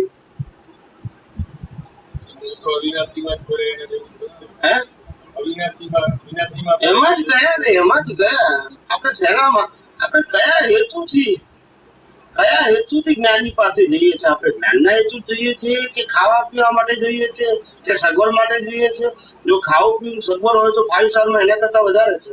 બોલતા નથી બધા. અત્યારે મંદિરો પણ 5 સ્ટાર થઈ ગયા છે. એટલે આપણે 5 સ્ટાર સગવડ જોઈએ તો ક્યાં જવાનું? જ્ઞાન જોઈતું હોય તો અહીંયા આવવાનું. સમજાય છે મારી વાત? આપણો હેતુ શું છે? આજે તમે રામને માનતા હોય, કૃષ્ણને માનતા હોય, તો મહાવીરને માનતા હોય જન્મતાથી, બરાબર છે? જન્મતાથી તમે રામ, કૃષ્ણ, મહાવીરને માનતા હોય, બરાબર છે? હવે આજે 50 વર્ષ થયા. 50 વર્ષ થયા પછી તમને એમ લાગ્યું કે ભાઈ આ દાદા ભગવાનનું જ્ઞાન બહુ સરસ છે. સમજાય છે? એટલે તમે ગયા, જ્ઞાન લીધું, બધી વ્યવહારની બધી વિધિઓ કરી તમારી. હવે આપણે ત્યાં જ્ઞાન માટે ગયા છે કે સંસ્થા માટે ગયા છે? પણ પછી બોલતા નથી બધા. લપસી ગયા ને, લપસી ગયા ને, આ ભૂલ કરી. અને પણ હું તો 50 વર્ષથી જે સંસ્થામાં છું, સંસ્થાએ ક્યારે મને દુઃખ નથી આપ્યું. ના સમજાય. ક્યારે કાઢી મૂક્યો નથી મને. કાઢી મૂકે તો આપણે શાના માટે ગયા ત્યાં? તો પછી લપસી કેમ ગયા પાછા? આપણું સેન્ટર પોઈન્ટ શું હતું કે સંસ્થા હતી? આજે હું જૈન હોઉં તો અમારી જૈન તરીકે વ્યવહારની વાત કરું તો મહાવીરની સંસ્થા 25 વર્ષની છે. તો હું 100 વર્ષની સંસ્થા સાથે જોડાયેલો છું. પણ દાદા ભગવાન પાસે શા માટે ગયું? કે સંસ્થા માટે? સેન્ટર પોઈન્ટ છૂટી જાય છે પછી કે પ્રગતિ પણ થાય નહીં. પણ સેન્ટર પોઈન્ટ છૂટી ગઈ, પ્રગતિ થાય પછી ભર્યા કરવું પડે. ગયા તારે શું હતું? જ્ઞાન. અને પછી સેન્ટર પોઈન્ટ છૂટી ગયો. હવે ખાવા પીવા મળે છે, રહેવા મળે છે, માન મળે છે, એના માટે થઈ ગયું. પછી સ્ટેટસ મળે છે. અને ભાઈ આપણે એના માટે ગયા હતા, મને પછી ભૂલી જાય છે. જ્ઞાન છૂટી જાય અને પેલો વ્યવહાર આગળ આવી જાય. પછી પોતાને લાગે છે કે હું ફસાઈ ગયો, પણ શું કરવાનું? જયારે સમજાય ત્યારે તો મોડું થઈ ગયું. સમજાય છે? એટલે કોઈ પણ જગ્યાએ જવાનો સંજોગ આવે, નક્કી કરો કે પર્પઝ શું છે. આપણે સ્કૂલમાં જઈએ છીએ, શેના માટે જઈએ છીએ? ભણ્યા પછી 1 થી 12 ધોરણની સ્કૂલ હોય, 12 ધોરણમાં પાસ થઈ ગયા પછી કોલેજમાં જઈએ. કોલેજમાં ગ્રેજ્યુએટ થયા પછી એટલે આપણો રોલ પતી ગયો ને. સ્કૂલનો રોલ પતી ગયો, કોલેજ રોલ પતી ગયો. રોલ પતી ગયો, પર્પઝ આપણો. એમ અહીંયા આપણે જ્ઞાનનો રોલ હતો, જ્ઞાન રોલ પતી ગયો. પછી આપણે શું? પણ એ સમજાતું નથી. જે હેતુ છે એ હેતુ પૂરો થવો જોઈએ. હવે હેતુ પૂરો ના થાય અને પછી ત્યાં જઈએ લસી પડીએ એટલે માણસનો હેતુ ચૂકાઈ જાય છે. શું ચૂકાઈ જાય છે? એટલે હું દરેકને કહું કે તમારે તમારા ઘરની અંદર બધા જ વ્યવહારોની અંદર ખાસ કરીને પતિ પત્નીના વ્યવહારોમાં એડજસ્ટ કરીને જ અહીંયા આવજો, ઝઘડો કરીને ના આવશો. નહીં આવો તો મને વાંધો નથી, ઘેર રહીને એડજસ્ટ થશો જ્ઞાનનો ઉપયોગ કરીને, એ જ તમારા માટે સત્સંગ છે. પણ ઝઘડો કરીને કપટ કરીને આવશો નહીં. સમજાઈને આવજો, શું કીધું? પણ ઝઘડો કરીને નહીં, એ સત્સંગ જ નથી. સમજાય છે? એવું એટલે હેતુ હોવો જોઈએ. આપણો સત્સંગમાં જવાય તો સારી વસ્તુ છે, પણ ઝઘડો કરીને નહીં, ભણવાનું છોડીને નહીં, નોકરી ધંધો છોડીને નહીં. નોકરી કરતા હોય ફરિયાદ મળતી હોય, ત્યાં આગળ નોટિસ મળતી હોય કે તમે કેમ રજાઓ પાડો છો, તો તે બરાબર. એ દરેક વસ્તુનું સ્ટાન્ડર્ડ હોવું જોઈએ. શું હોવું જોઈએ? આપણે સત્સંગમાં જવાનું ગમે, પણ આપણો જે વ્યવહાર છે એ વ્યવહાર બગડે નહીં એ રીતે જવું. શું જવું જોઈએ? પણ લોકોને કશું કહું છું તો ખરો, આ આખો વિજ્ઞાનનો માર્ગ એટલો શ્રદ્ધાનો કરી નાખ્યો કે માણસ બચારો એમાંથી બહાર જ નીકળતો નથી. સિદ્ધાંતનો કેટલો સીધો સાદો સરળ માર્ગ હતો જ્ઞાની આવ્યો, એ આખો શેમાં થઈ ગયો? એટલે પછી પ્રગતિ કરે, પ્રગતિ દેખાય પણ નહીં. પ્રગતિ ના દેખાય પછી શ્રદ્ધામાં ગયો એટલે અવતારો નીકળી જાય. શું નીકળી જાય? અવતાર નહીં, અવતાર. મારે આ જગતનું સનાતન સત્ય સમજવું છે. આ મનોવચન કાયનો શું લાભ થાય, શું નુકસાન થાય, એના માટે જઈએ છીએ આપણે. અને લાભ અને નુકસાન ફિક્સ છે કે ફિક્સ કરવાના છે? તો પછી આના તરફ ક્યાં જોવાનું છે? આપણે આપણું તત્વજ્ઞાન, આપણું ડેવલપમેન્ટ, આપણું દર્શન, આપણું જ્ઞાન, આપણું ચારિત્ર કઈ રીતે ખીલે, એ પુરુષાર્થમાં લાગવાનું છે. આના પુરુષાર્થમાં લાગવાનું નથી. આમાં તો જે હિસાબ હશે તે પૂરો થવાનો છે, જેનો હોય તેનો. પણ આપણે લપસી જઈએ છીએ, પછી ખબર પડતી નથી. ભૂલ થાય છે તોય નથી ખબર પડતી. ભૂલ થઈ જાય ને તોય ખબર નથી. અમને કોઈ કહે કે સ્વામીજી તમે કેમ કોઈ દિવસ બ્રહ્મચર્ય ઉપર સત્સંગ નથી કરતા? એવું મને પ્રશ્ન પૂછ્યો હતો એક ભાઈએ, ચાર્ટર્ડ ડોક્ટર. મેં કહું ડોક્ટર રામે કર્યો તો કોઈ દિવસ? કૃષ્ણએ કર્યો તો? ચોવી તીર્થંકરે કર્યો તો? તે બધા ડફોળ ને આપણે હોશિયાર ના સમજાય, ના સમજાવ્યું. અચ્છા, આજની વાત કરીએ. કોઈ જૈન ધર્મમાં કોઈ આચાર્ય ભગવાન કરે છે? કોઈ વેદાંત આચાર્ય કરે છે? કોઈ ગીતાના આચાર્ય કરે છે? કોઈ સ્વામિનારાયણના સાધુ કરે છે? બધા ખોટા ને આપણે જ સાચા. ના સમજાય. ભૂતકાળના ખોટા અને આજના ખોટા, આપણે જ સાચા. એવું લોકો શેના માટે જરૂર છે? તમારી પાસે જ્ઞાન નથી? છે નથી? બધા પાસે છે. સમજાય છે ને? જાગૃતિ નથી. શું નથી? એની વેલ્યુ સમજાતી નથી. આનાથી કોઈ સત્સંગ હોય?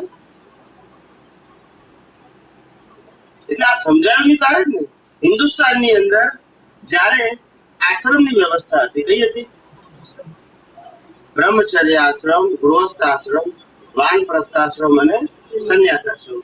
આ ચાર આશ્રમની વ્યવસ્થા ભારત વર્ષમાં જ્યારે હતી, ત્યારે હિન્દુસ્તાનનો પ્રત્યેક વ્યક્તિ 100 માંથી 75 વર્ષ અખંડ બ્રહ્મચર્ય પાળતો હતો. બ્રહ્મચર્યના સત્સંગ વગર. બોલતા નથી, બોલતા નથી. સત્સંગ ચાલતો તેમાં 100 માંથી 75 વર્ષ અને 25 વર્ષ પણ ગૃહસ્થ આશ્રમમાં બાળક પાતી માટે જ અબ્રહ્મચર્ય હતું.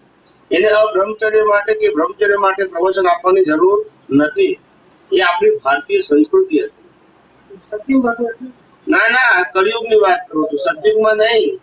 આ વર્ણ વ્યવસ્થા કળિયુગમાં જ હતી, શરૂઆતમાં હતી. પછી કાળ ક્રમે ઘસાઈ ગયું. એટલે આ સમજવાની વાત કરું. આ કુદરતી હતું. ઋષિ મુનિઓના પુત્રો છે, સંસ્કારી લોકો છે, ડેવલપમેન્ટ થયેલા છે. પણ ડેવલપમેન્ટ અવળે માર્ગે વપરાયું. કેવું વપરાયું? એટલે કોઈ દિવસ કોઈ પણ વસ્તુ, અગ્નિ હોય ને, અગ્નિને હાથથી પકડાય, ચીપીઓ જોઈએ. શું જોઈએ? એવું છે. એટલે આ બધી વસ્તુ અમે અમે આ બધું અમે જોઈએ કે આ બધું ભડકે વળે છે. શું વળે છે? અને ના પકડાય. અમારી પાસે બધા આવે, તમને કે સ્વામીજી અમારી શું કહેવાય આલોચના લઈને આવ્યા છે, પણ અમે કોઈ દિવસ વાંચીએ નહીં. અમે અંદર સમજીએ કે આ કાદવમાં હાથ નાખવાનો મારે ના સમજાય, ના સમજાયું. ગટર આપણે જોવાની સમજણ ના પડે ને, એટલે અમારે ઉપયોગ ના વાપરીએ. હા, અમે ને શક્તિ આપીએ કે આશીર્વાદ આપીએ કે તું 1 મહિનો વાંચજે, પ્રાર્થના કરજે, પ્રતિક્રમણ કરજે, શક્તિ માંગજે, 1 વર્ષ પછી એને બાળી નાખ. ડિટેલમાં ના જવાય. શું કીધું? ના જવાય. આ કાળ કેવો છે? દાદા ભગવાને કોઈ દિવસ ક્યારેય બ્રહ્મચર્ય ઉપર સત્સંગ નથી કર્યો, બ્રહ્મચર્યની શિબિર નથી કરી. આખા વર્ષની વાત. આ જે બ્રહ્મચર્યની પુસ્તક લખાઈ એ ફક્ત આપતા પુત્રો સાથેના વ્યક્તિગત સત્સંગોની જ લખાઈ છે. કોઈ મહાત્મા સાથે એમને સત્સંગ કર્યો નથી. કોઈ સત્સંગ ક્યારે નથી કર્યો. સમજાય છે? કેવું એ જાણતા હતા એ પોતે ના હોય, પબ્લિકમાં ના હોય. અમુક જે અખંડ બ્રહ્મચર્ય વાળા છે કે જે સમાજની અંદર સત્સંગ પ્રવચન કરવા માટે જવાના છે, કે એનું આ ચારિત્ર હોવું જોઈએ. એટલે અમને બધાને આ જ વાત કરી હતી, બધા આપણે કે લક્ષ્મી અને વિષય આ બેની નબળાઈ તમારામાં ના હોવી જોઈએ. સમજાય છે? અને જો આ બે નબળાઈ નહીં હોય તો આ દુનિયામાં તમારું કોઈ નામ લેનાર નથી. સમજાય છે? આ દાદા ભગવાને અમને કહેલું કઈ બીજી કઈ વાત નથી કરી. અને એ તો કોઈને પણ એમ પહેરવું હોય તો દાદા કહેતા હતા કે પહેરવું હોય તો પહેરજો, હું આશીર્વાદ આપીશ. અમને વાંધો, તારો મોક્ષ નહીં અટકે. શું કહે છે? સમજાય છે? તારો મોક્ષ અટકશે નહીં, તું પહેરીશ તો. પ્રશ્ન પહેરવાનો નથી. શું કીધું? પ્રશ્ન હા બોલો. મેં સાંભળ્યું છે, હેલો, અમે સાંભળ્યું છે કે દીપકભાઈ જતા બ્રહ્મચારીની શિબિર થાય. આપણે નામ નહીં, કોઈનું નામ આપણે સમજમાં બેઠા છે. નામ નહીં, કોઈનું પણ નામ નહીં.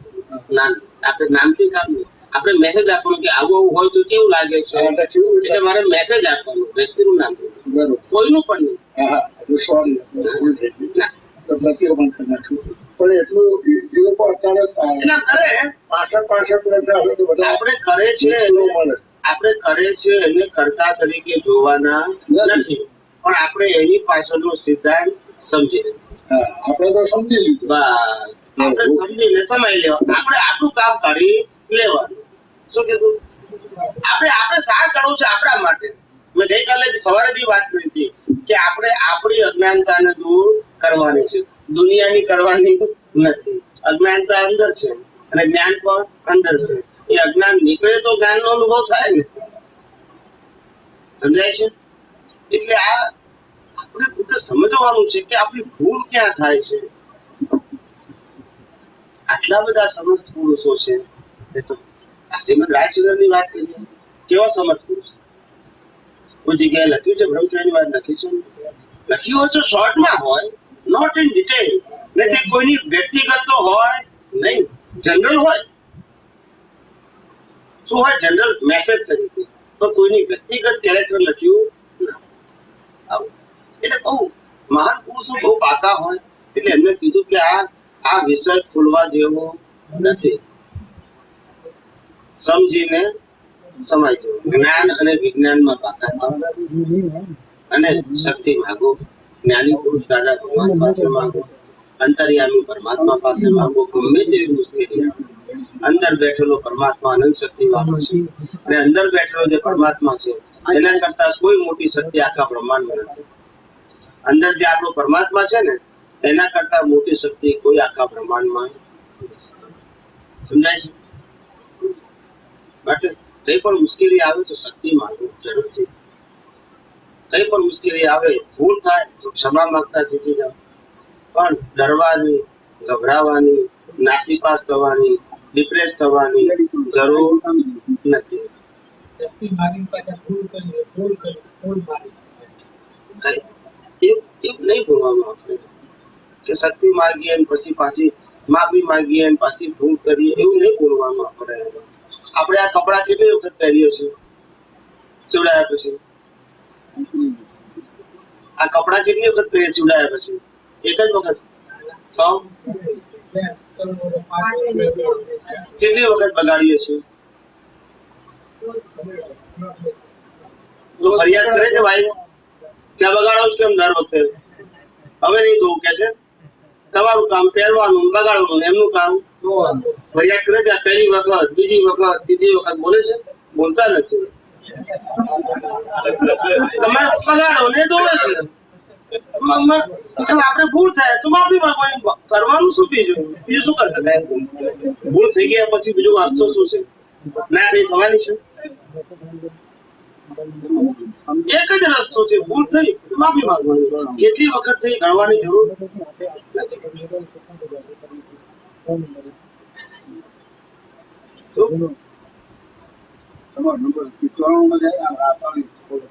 એમને ના જાય.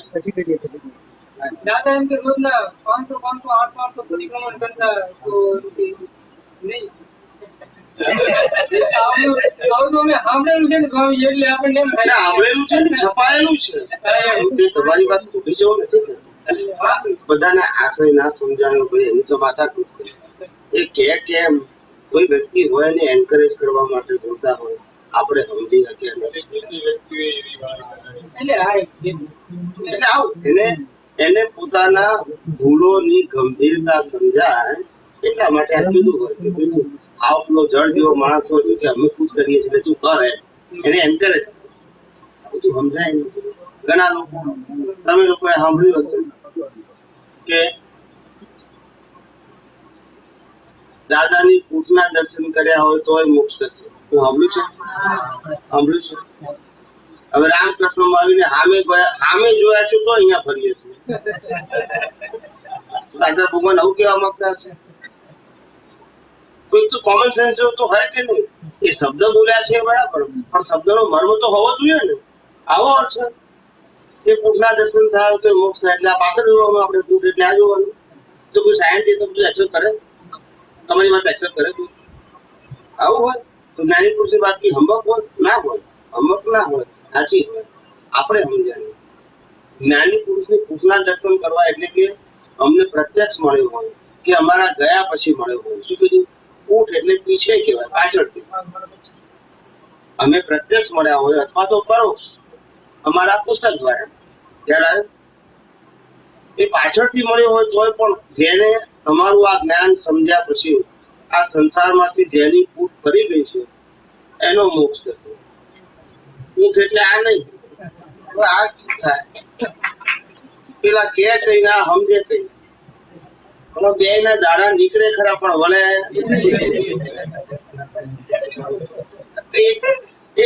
એક બાબત. કારણ કે આમાં વાક કોઈનો નથી.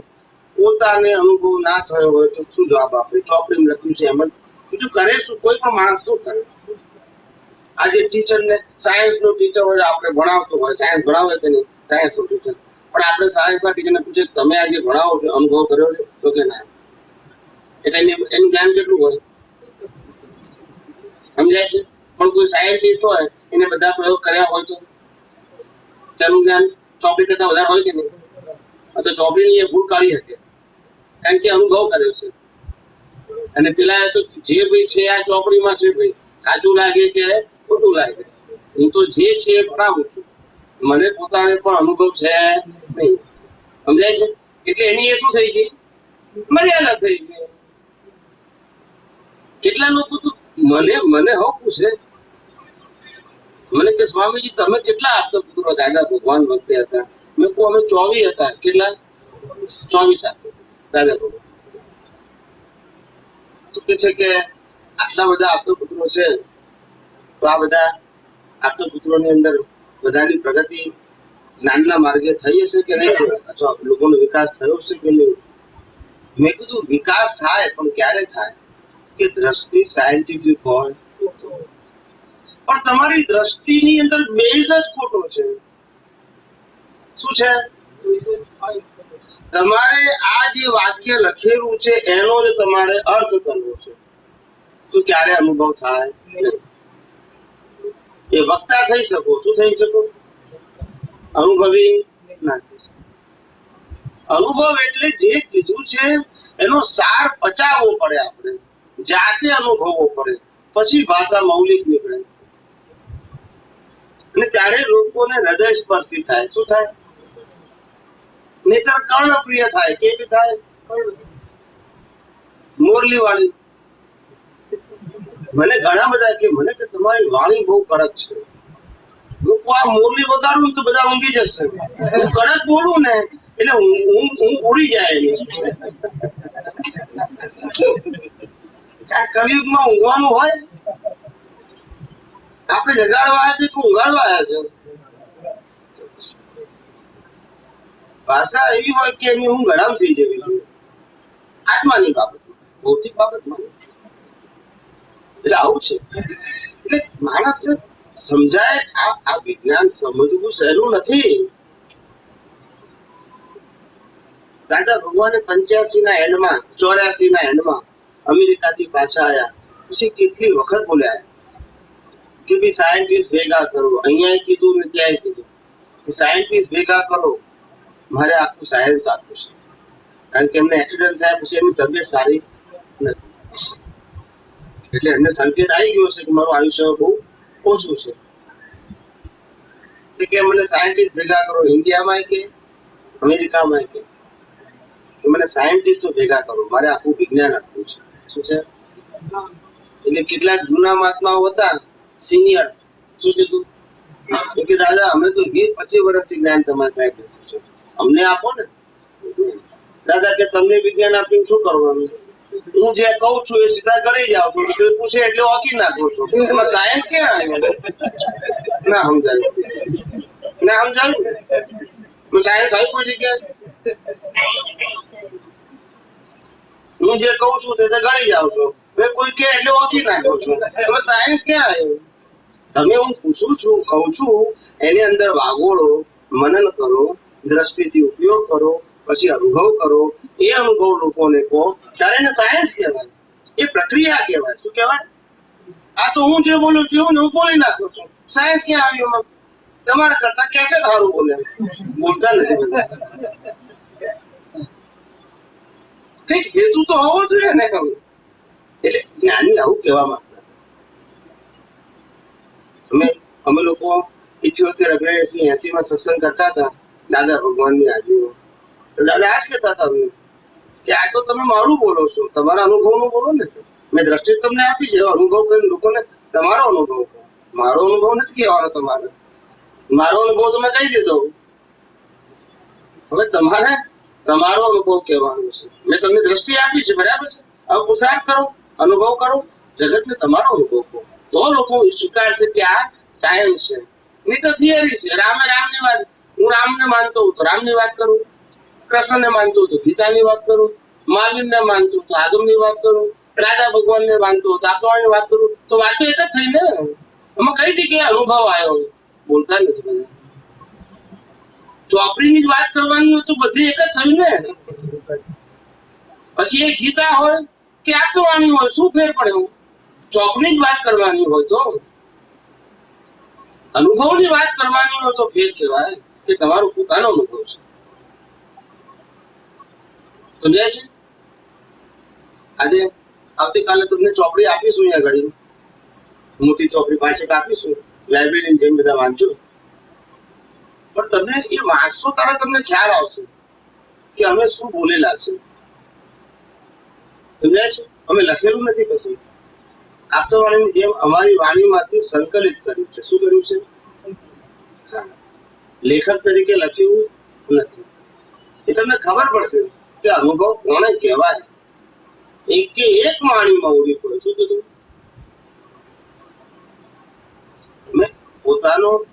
પોતાની વાત જગત સમક્ષ પોતાના અનુભવ રૂપે રજૂ કરવી એ કેટલું મોટું સાહસ છે.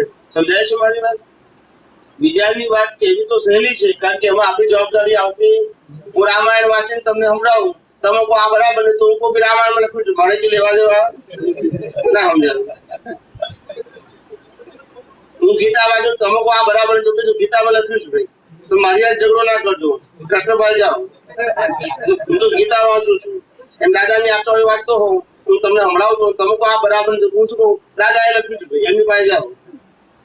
મારું શું આવ્યું એમાં? હું એમ કહું કે મારો અનુભવ કહું છું, તો કોણ જવાબદાર?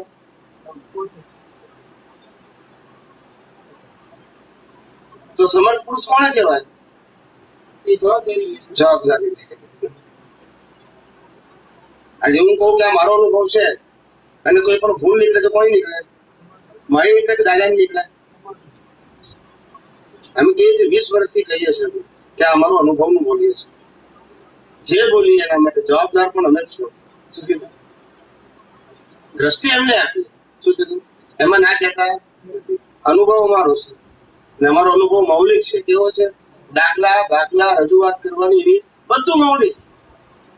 જ્યાં બેઠા હોય ત્યાં બધા અનુભવ થાય. આજે 750 સત્સંગ તો રેકોર્ડ થયા છે, વિડીયો સત્સંગ, પણ કોઈ સત્સંગમાં વાદ વિવાદ ના હોય. શું ના હોય? બિલકુલ નવી વ્યક્તિ હોય તો વાદ વિવાદ ના હોય. પ્લસ આ વિજ્ઞાન સમજ્યા પછી એક પણ સત્સંગમાં કોઈ સંસારી પ્રશ્ન નહીં. આ રેકોર્ડ છે. હું તમને કહું જે પૂછવું એ પૂછો, પણ એક પણ વ્યક્તિ સંસારી પ્રશ્ન જ ના પૂછે. આ 750 સત્સંગનો રેકોર્ડ છે. પહેલા તો રેકોર્ડિંગ થતું નતું. સત્સંગ તો 20, 22, 25 વર્ષથી કરીએ છીએ, પણ પહેલા રેકોર્ડિંગ થતું નતું. પણ જે રેકોર્ડિંગ થાય છે એના આધારે કહું છું કે આટલા વર્ષોથી બોલીએ છીએ, પણ છતાંય કોઈ જગ્યાએ વાદ વિવાદ ના હોય અને કોઈ સંસારી પ્રશ્ન ના હોય. જે આધ્યાત્મિક વિજ્ઞાન બહાર પાડ્યું છે ને, ખરેખર જો ભાગોળો વાળો હોય ને તો એક એક વાક્યમાં સિદ્ધાંત અંદર વણાયેલો છે અને એમાંથી ઘણો મોટો ટોપ ઉપર ઠેઠ ગોળ ઉપર ભોગાયો અંદર પ્રોગ્રેસ આપ્યો છે. આધ્યાત્મિક જ્ઞાન તો મેં એકવાર વાંચ્યું, હમણાં જ આવ્યું તો છેલ્લા સત્સંગમાં, ત્યારે ત્યાં મને મળ્યું હતું. પણ અંદરથી જ આખું એવું ફીલ્ડ થાય છે કે ખરેખર અત્યાર સુધી આજે દાખલા તરીકે મેં 20 વર્ષથી જ્ઞાન લીધું છે, પણ એ ફરતા જ આંટા હતા. આ હવે શું છે, અંદર આપણું જે સિદ્ધાંત અંદર આવ્યો ને, એટલે સિદ્ધાંત થી જેટલી હરવે ખૂંચ પડતી જાય છે. એનાથી શું થાય છે કે જેમ કીધું શ્રવણ શ્રુતિ જ્ઞાન થતું હતું, પછી હવે એની મેળે મનન થવા માંડ્યું છે. પછી અમુક જગ્યાએ જાગૃતિનો ઉપયોગ સહેજાશે આ વાંચ્યા પછી વર્તાય છે. વર્તાવો પડતો નથી, પણ એની મેળે વર્તાય છે. કે આજે હું દાખલા તરીકે બહાર નીકળું છું ને, તો અંદરથી મને એટલી ખબર હતી કે દાદાનું આ જે વિજ્ઞાન છે ને, એમાં જે ત્રીજી આજ્ઞા છે એ ખાલી એટલું સમજાતું હતું કે ત્રીજી આજ્ઞા મહત્વની છે. કારણ કે એનું મેં કારણ એક પદ ઉપરથી ગોઈતું કે અમોને મોક્ષ મળતો હતો છતાં રોકાઈ ગયા જાણી. દાદાએ આખું એમાં શું છે કે બીજથી પૂનમુદી આપી દીધી. મને બધા એનું પકડાતું નથી, પણ એટલી એના ઉપરથી તારણ નીકળ્યું કે આખું વિજ્ઞાન આમાં છે. હવે વિજ્ઞાનને સિદ્ધાંત રીતે આપે રજૂ કર્યું, અને રજૂ કર્યા પછી ત્રીજી આજ્ઞા ઉપર જે મારો ફોકસ હતો ને, એ એની મેળે વધવા માંડ્યો છે સહેજાશે. અને બહાર નીકળું ત્યારે એ જ થાય કે મને જે કઈ મારી અવસ્થામાં, મારા સંજોગોમાં જે કઈ મને ભેગો થાય એના આરે દાદા મારે સંભાવે નિકાલ કરવો છે.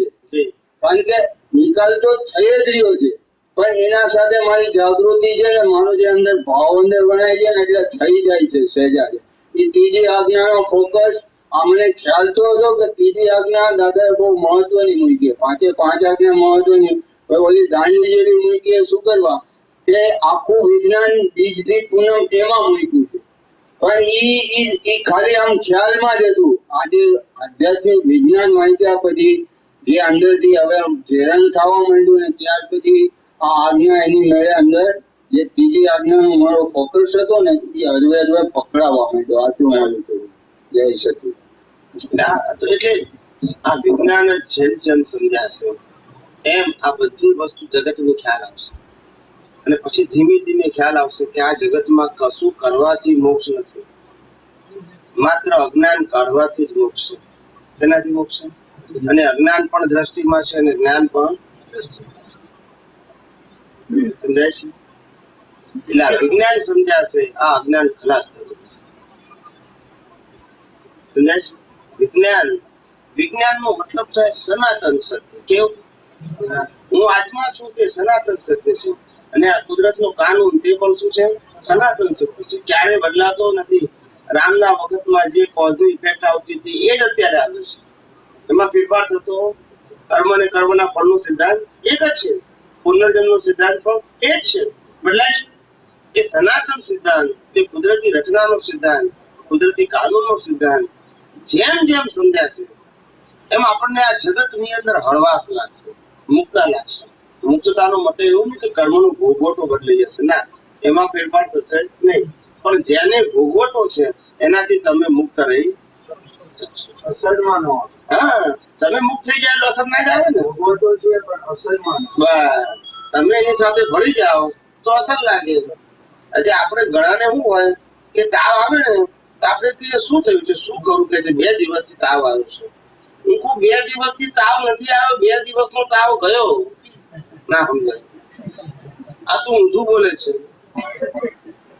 તારે 3 દિવસનો તાવનો ભોગવટો, તેમાં 2 દિવસ ગયા. કારણ કે 2 દિવસથી આવે છે, ઊંધું બોલે. એ દ્રષ્ટિ જ આવી છે.